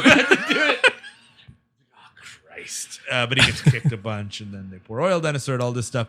And the next thing is like this. We come back to the police station, which is a house, which I just feel like Rob Cohen couldn't secure a police station location. Yeah, it's because it also appears as if like this thing isn't super undercover. No. So like I don't know why you need this alternate location as if you're keeping it hidden away from the LAPD as well. And he's like, whatever. Brian's like, I think it's Johnny Tran, and I saw these DVD players. And this is the much like Point Break, but the siege they do on Johnny Tran. Oh, jeez. And all of his businesses. This is the montage that makes no sense. What the fuck is this? Like, it's split between the raid, which is something you'd want to see. For sure. And Letty and fucking Dom about to fuck each other in the garage. Dude, this is outrageous that this is the two things they decided to cut back and forth between. But did you catch what's going on when Vin Diesel sits down on this chair? No. He fucking totally 100% motorboats Michelle Rodriguez right here. Well, they were dating at the time. Yeah, but I mean, don't put that in so this that chemistry is real. Yes. Vin Diesel warns Brian, by the way, because this is also around the time where the date happens. Yeah. He says, "You break her heart, I'll break your neck." Mm-hmm. I mean, I get it. She's a sister, so you have to ask her out. But you be careful. You tread lightly. In this gang, we treat sisters with respect, mister. You make sure she gets 3 tuna fish a day. Oh, God. What is she, a seal? Whole tuna fishes. We're good to our sisters here. We feed them tuna fish. But this raid makes it's edited poorly. Like they go to Johnny Tran's house. Paul Walker is part of the raid, by the way, which you shouldn't do if you're a fucking undercover agent. But he's got the helmet on and the mask, goggles, yeah. So it's like, okay. There should have been a thing where it's like, and I'm coming too, right? And then Ted Levine's like, no, you got to stay back, man. That's not a good idea. And he's like, all right, fine. I'll put on the helmet and everything. So like, Put on but a I fake need mustache. to be there. Well, there's no dialogue at all. Like it's all set to bad music. There's a great thing though, like Johnny Tran's getting the cuffs put on him, and because it's like a family dinner that's about to happen, and the father, like while the police are holding this guy, just fucking slaps his son across the face. Not too shabby. Bringing shame on the family, man. You can't do it. And this is when we find out that the DVD players were actually legal. You wouldn't steal a car, would you? That's what Johnny Tran says. Look, I wouldn't steal a car. And I would not steal a DVD player. I'll pour fucking oil down that dude's throat, but I will not steal a DVD player. The FBI takes him, puts him in a room, and just plays that video over and over again. Did you learn your lesson, Johnny Tran? Did you learn your lesson? Well, it's kind of the same thing, and this is around the time where we're revealed like what actually happened. But like Paul Walker is kind of doing a similar thing with the FBI agent, where he's like, "Listen, man, like I think Dominic Toretto, like you're barking up the wrong tree. Yeah. He's not a violent guy, blah blah blah." And he keeps talking about how Toretto like beat this dude half to death with a fucking wrench or whatever. And Toretto tells the story. We get some backstory right here where his dad was like a drag car, a stock car racer. Yeah. A dude hit his bumper in a race. He went into a wall at 120 miles an hour. The car exploded, blah, blah, blah. And Vin Diesel fucking found that dude like the next day. And that's what the beating with the wrench was. And he says, yeah, now he's a janitor at a high school and he has to take the bus. And I'm like, I mean, people do that. I think it's a thing where he beat him so badly he cannot drive a car. I see. Wow, cool. And he's got a hero. he has a real Clarice Starling moment about when he's telling the story. Oh, right. And he's just like, he was just screaming. He was just screaming in the car. But then what's crazy, though, is he's like, but seconds later, paramedics informed me that it was indeed me screaming. Dr. Lecter. You're coming here with your cheap cars. And I screamed just like this.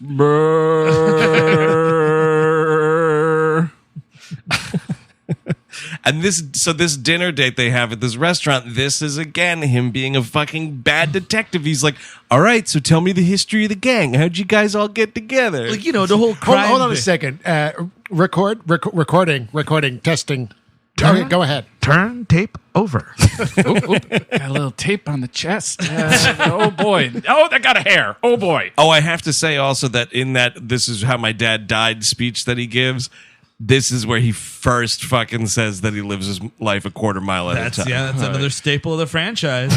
So then like later on, like they find out Johnny Tran was innocent or innocent enough or whatever, and basically he's like, look, you got 36 hours to bring me Toretto. So then him and Dom go out for like a race and all this stuff. Oh, I thought it was a lunch date. It is. It's a nice little lunch date. But they get some racing in on the way to this shrimp shack that they eat at. And he's like, so listen, man, I know you're a criminal and I love crime. And he's like, wow, you seem on the level. Listen, after Race Wars, which is actually a war about racing, listen, let me explain to you. We're not going around. Listen, this is not what we do. We do not race war. We race cars, and it's like a war because there's many of them. Oh, then I was mistaken. Never mind. I'll just be leaving now. I just need to get some tattoos removed. I was trying to get in this gang. I got to pass this to a different division. Different division. I was barking up the wrong tree with this one because you were saying race war, and you know what? Never mind. I'm gonna go. Thank you for the shrimp. The weird Brian thing, O'Connor hate crime division. Better movie. Much better movie. O'Connor's whole thing though here is he's like, Vin Diesel's like, what's going on, new best friend?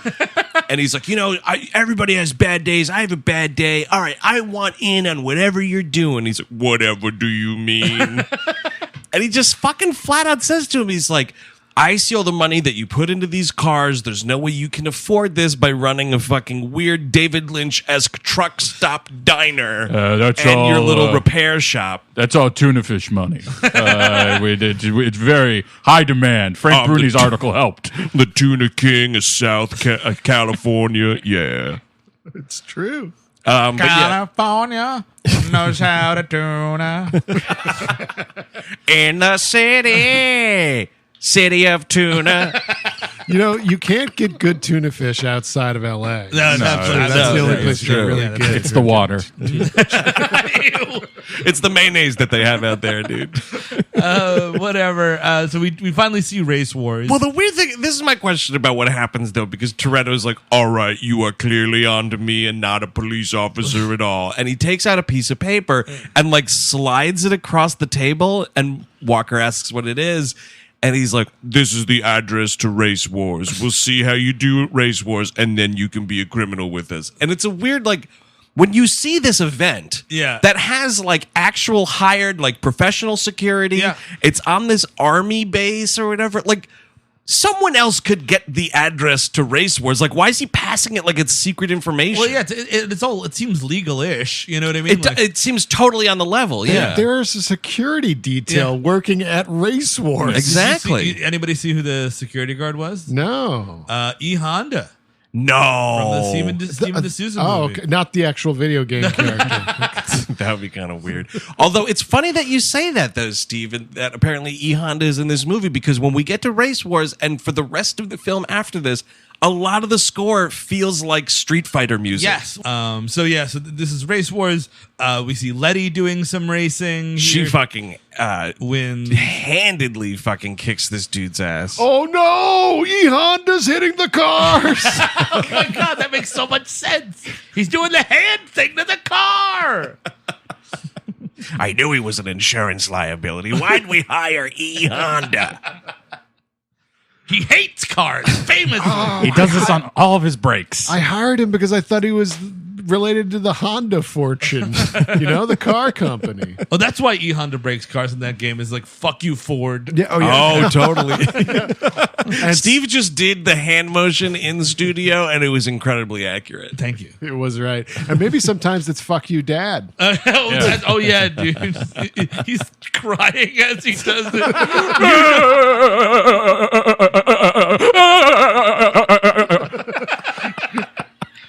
Also accurate, Chris Cavan.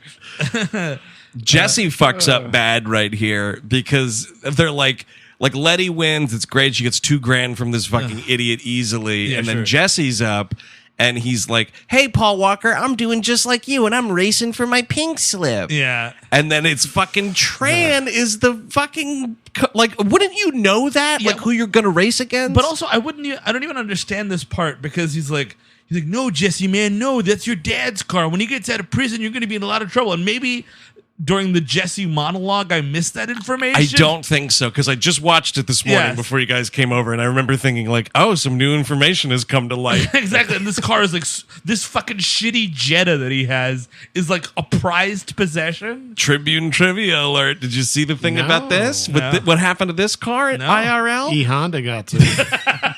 Even worse, dude, purchased by one car enthusiast, Frankie Muniz. Oh, Really? wow. Yeah, he's a big car racer guy He is, now. yeah.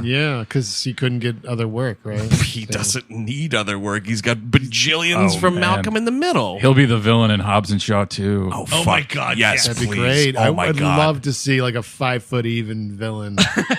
Oh, like the Bagel Boss. Yes, exactly. Bagel like Boss Bagel should be Boss. Hobbs and Shaw 2 villain. He'd have some things to say about Black Superman, by the way.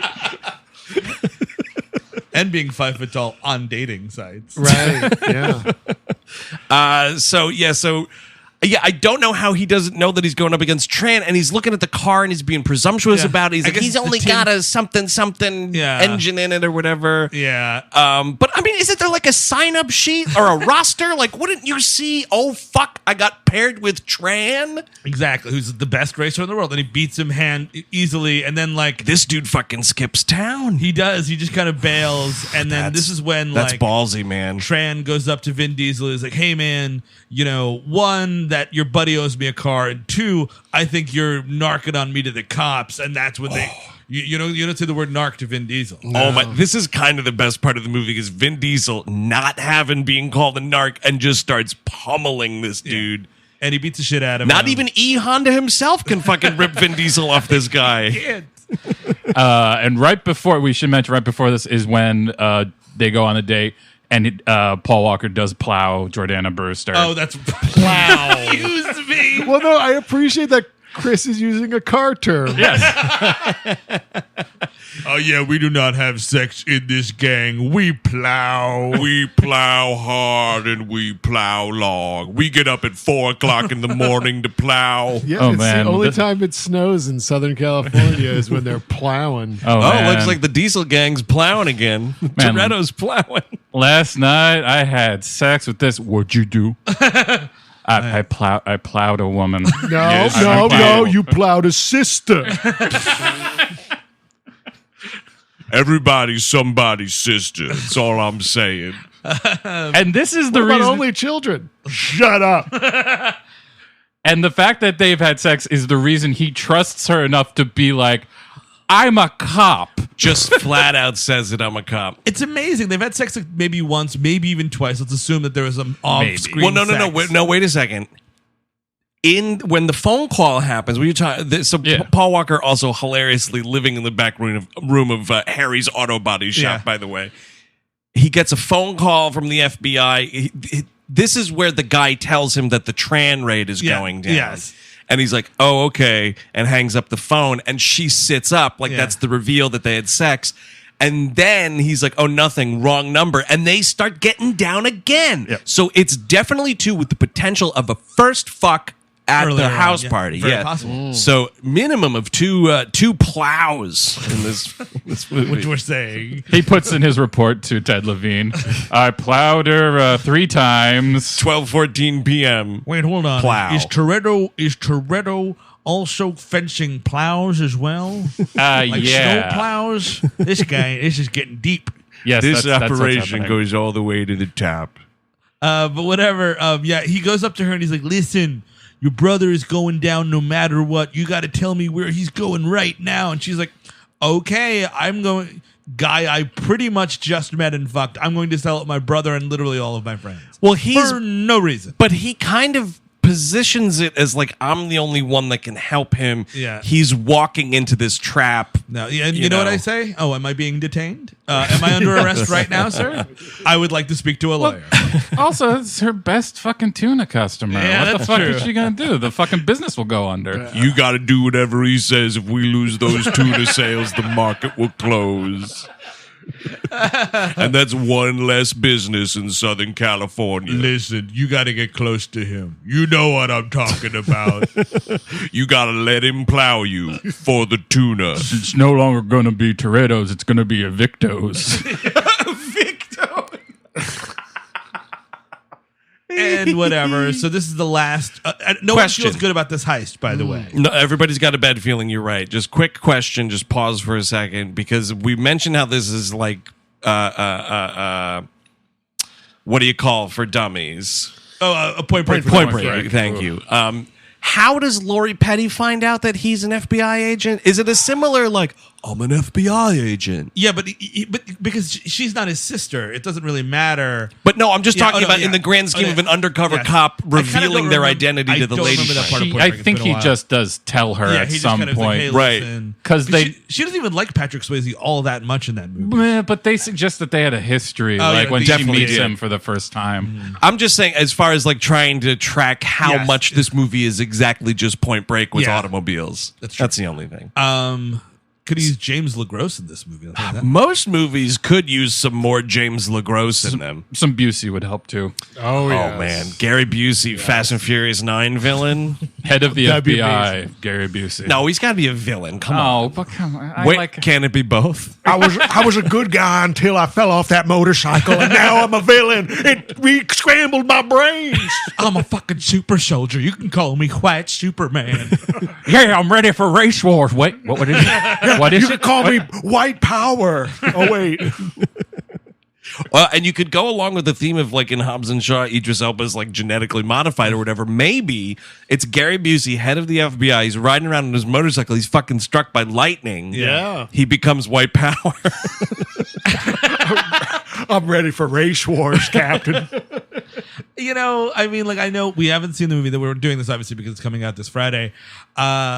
Honestly, guys, genetically modified people. Now we're in science fiction. What are we doing? Before it's just like stupid, over the top, XXX Yes. esque, Bond esque action. Now we're genetically modifying people, which I guess has also been in Bond movies, not for nothing. But Yeah. it's kind of dumb. I'll say at the time of this recording, because while you're listening to this, the Yeah. week it comes out, Yeah. the movie comes out this Friday. I'm seeing it though. At the time of recording, I'm seeing it next week.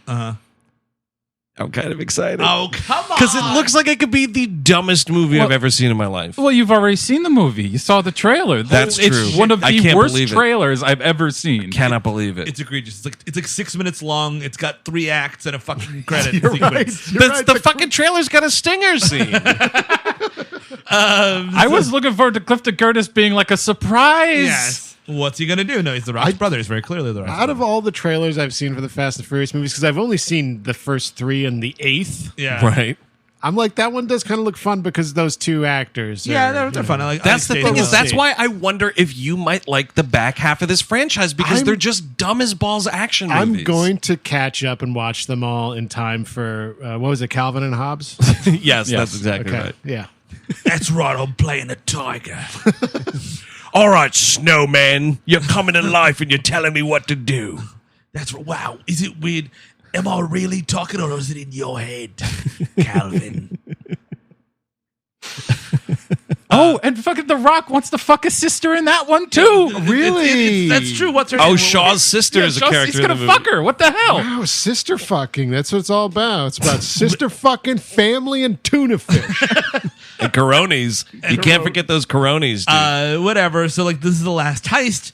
It's actually it's the best scene in the movie by far. Absolutely. Unfortunately scored to Street Fighter / Mortal Kombat-esque music. Yes. It's so, like, you need an orchestra, da-da-da-da-da, like a fucking pulse pounding, Yes. not like someone could be waving glow sticks around. Or go the other way, go Michael Mann, like nothing. Yeah. And like just the sound For of a the while stuff. they do. It is pretty quiet, but then the score kicks in and it's It's just, they might as well, someone might as well yell, Fast and Furious! Ba-dum-ba-dum-ba-dum-ba-dum-ba-dum. and this is they're trying to do their old tricks, but this trucker's been radicalized by the other truckers, and he, I guess I don't know. What CB radio radicalized him? What was he listening to? He's got a shotgun and he's ready to protect the mother load, we're told, by the way, which I guess means it's the truck with the most DVD players. and whatever. This guy Vince is the guy that usually goes inside the cabin, Right. And he's got some cable around his arm and he's kind of hanging off and all this stuff. Reminded me quite a bit of Bruce Willis in Die Hard with a Vengeance when Yeah. the fucking Oh, yeah. wire like fucks up his arm. Well, what he goes through with this wire wrapped around his arm, I thought his arm was going to look like Anton Yelkin in Green Room. Like he gets slung around on this speeding truck. I think what we don't see, because this dude is like, he's sent to the hospital after all this Yeah. nonsense goes down. You don't see where they fucking have to amputate. Well, it's amputate or death at that point. Yeah, I mean, it looks so bad. It's all on the table. Yeah, so he's But then he'll get a genetically modified new arm later. Oh, that'll that's grow true. back on. Scumbag Superman. Yeah. and like we're bouncing around. Paul Walker is a little too far back. Letty tries to do something. Her car fucking flips over and explodes. Practically. Well, she does, because we know it's Dom's crew, so Yes. there's comparative or comparable like driving maneuvers. Yeah, sure. In that first heist at the beginning of the movie, and this one, it's Michelle Rodriguez doing the fucking Clark Griswold. Yeah, she does. She's driving the little car under like the carrier of the truck and whatever. Yeah. She tries to do something, goes flying. Yeah. She wipes out. There's this other guy. Who's this guy? Craig. Oh, nobody face. Yeah. There's like a Leon, I fourth think, guy. yeah, there's a Leon? fourth- yeah. Okay. So he's just kind of like, Leon the professional. but he's not that professional. He's not really doing much here. Well, this is the best part. Like, could you imagine doing a crime with your wife? Like, if we were all we were all doing crimes and Yeah. my wife was along with us and. Right.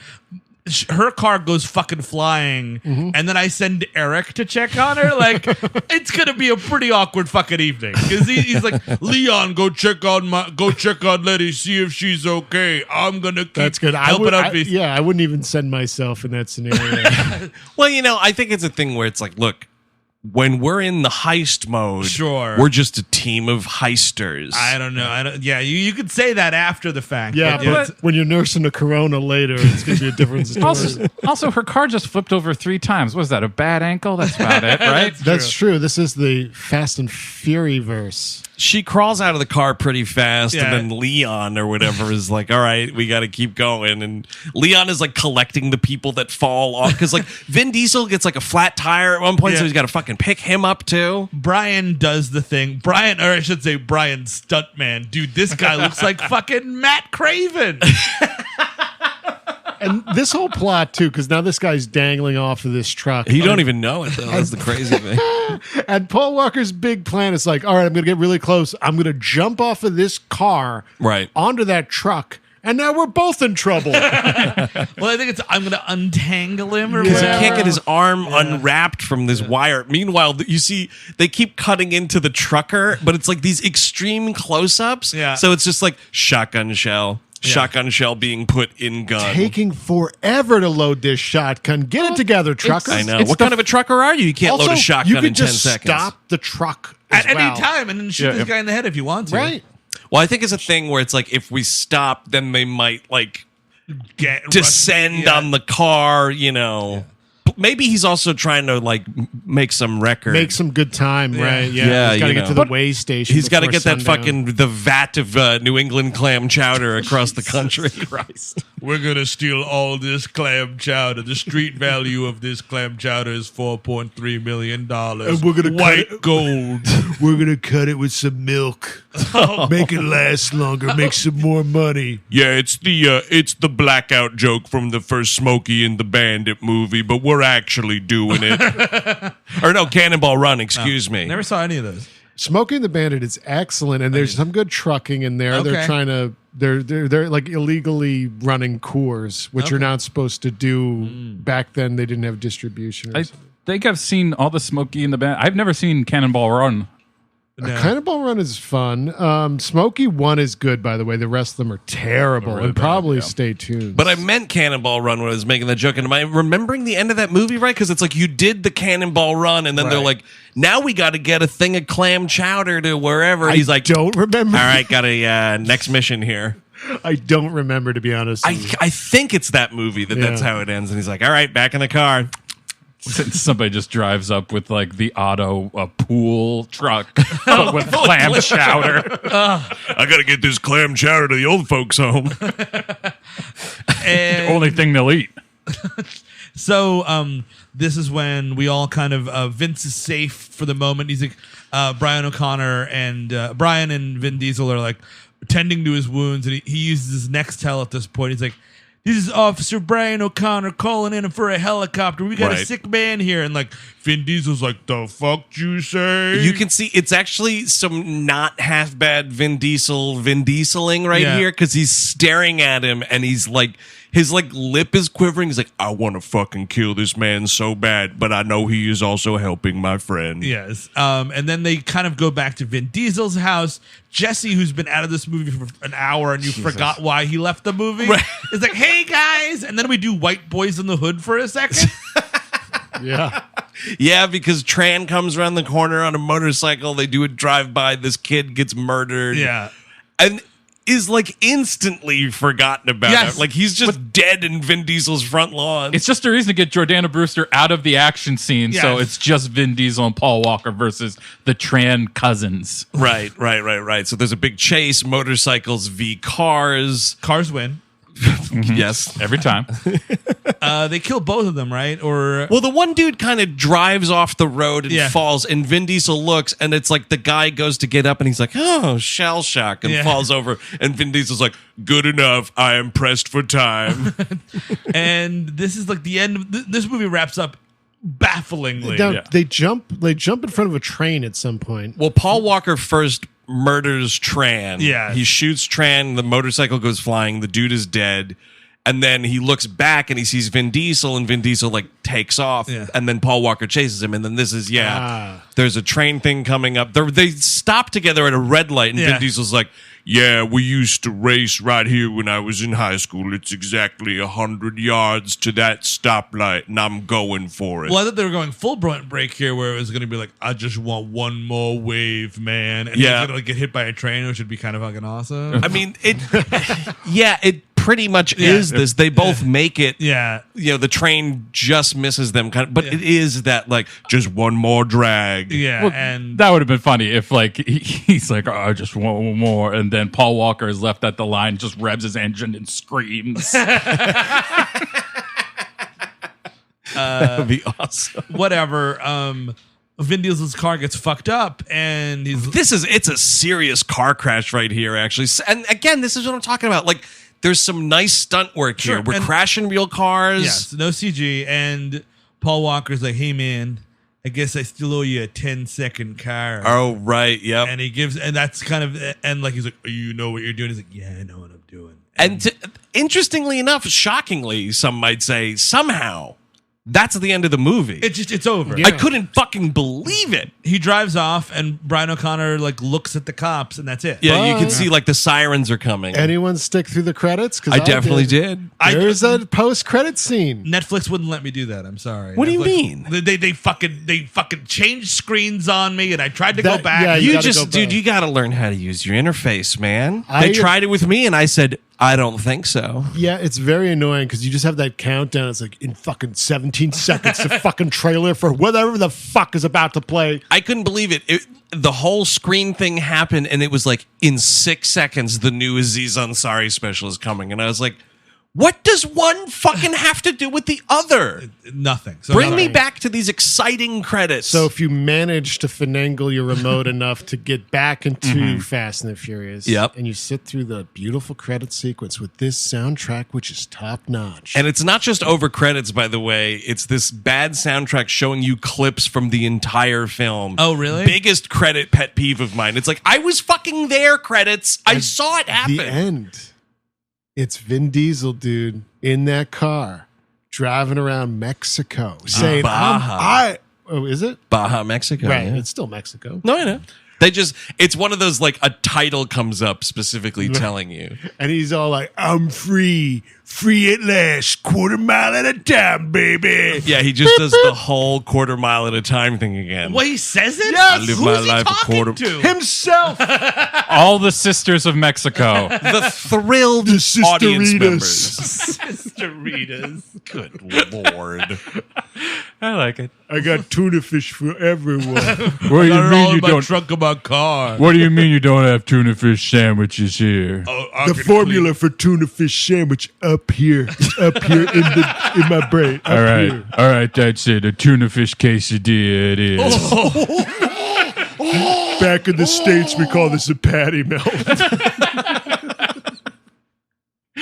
Oh my God, there is just something about the combination of the words tuna fish quesadilla. I Yeah. just shit my pants. It's the cheese that gets you. It does. And listen, like, I got to tell you, tuna melts, that's an abhorrent food item. Some people like them. I love tuna melts. I know. And what the fuck's the matter with you? I dislike all forms of tuna fish. I I like actual tuna. Cut it up tuna fish with cheese on We've it. been talking about tuna fish so much, I kind of want a sandwich. Listen, we're ordering lunch after we record this episode. I think I might be getting tuna fish too. Real tuna party. Well, the best, actually, you really haven't had it until you had it in Southern California. Yeah, That's true. Yeah. That's true. There's this one gas station you can go to, and it's got the best one in the entire state. Also, through those credits, by the way, is just Ja Rule singing his heart out. I think he's singing like a Fast and Furious song, right? Well, no, it's the song. It's whatever. I mean, maybe he does this on multiple Ja Rule tunes. It's him just spelling his name for a lot of it. Yeah. R-U-L-E. Yeah. Okay. Thanks for playing, Ja Rule. F-Y-R-E. There are geniuses in this room. We're going to take back the narrative. No, you're not. Man, whoever thought one of the most entertaining things you'd ever see is a Ja Rule boardroom scene? Yeah, and then that's it. This movie's over with, and then they made 7 more. Mm-hmm. It's a light recommend for me. Yeah. I was shocked. I watched this yesterday afternoon, and I was laughing the entire time. Like, I was like knee slapping laughing. It's just, there's something very watchable and stupid about this movie that's even more so entertaining to me than these big dumb actiony Fast and Furious movies. I watched that Fast 8 and I was out. I feel like I didn't miss anything.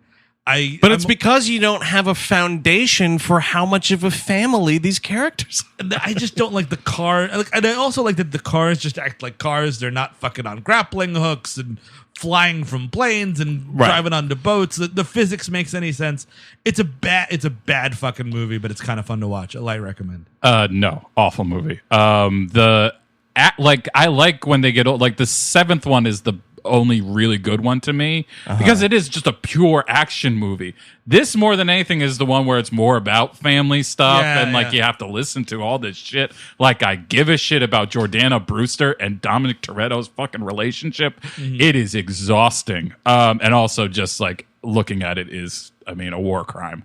What? These colors they got and these wardrobe, it's just too much for me. I'm with Chris here. This whole 2001 shit and just being alive around, seeing all the kids driving neon green Hondas with spoilers on it. It just makes me fucking sick. I honestly, watching this movie made me ill, and I just cannot take it. And then I watched 2 more after that, and I still didn't like that. By the way, Dominic Toretto comes back at the very end of the 3rd one. Hi, I'm in Japan for some reason. Yeah. Bye.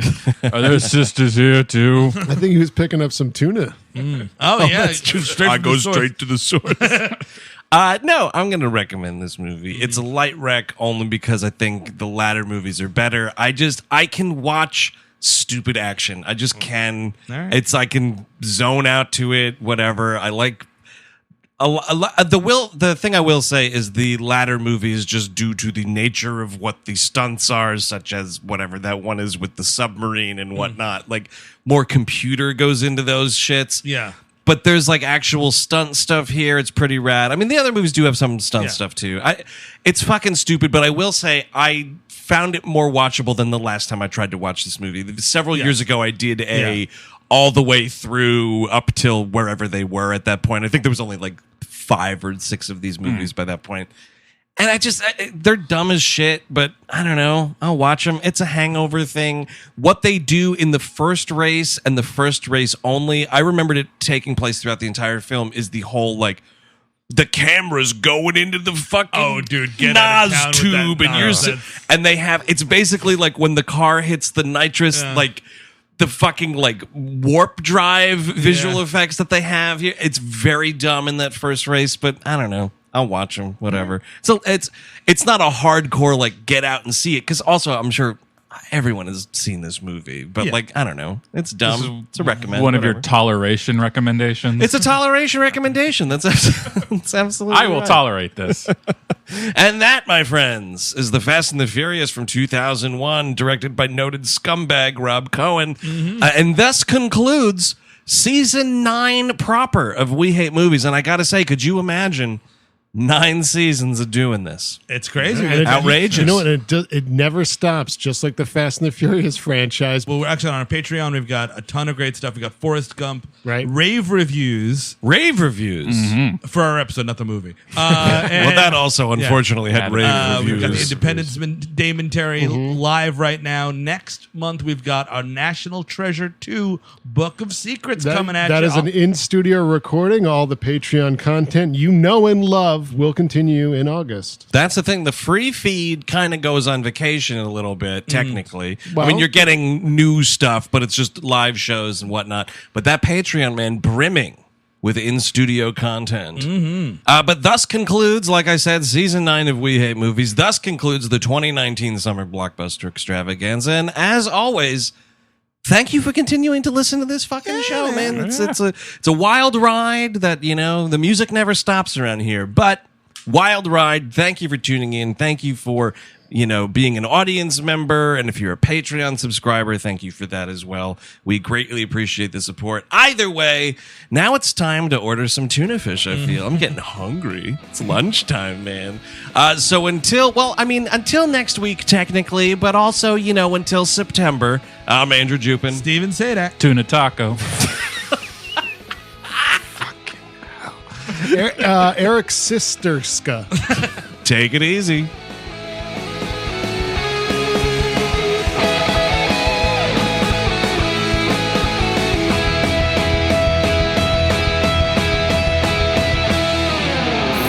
That was a HeadGum podcast.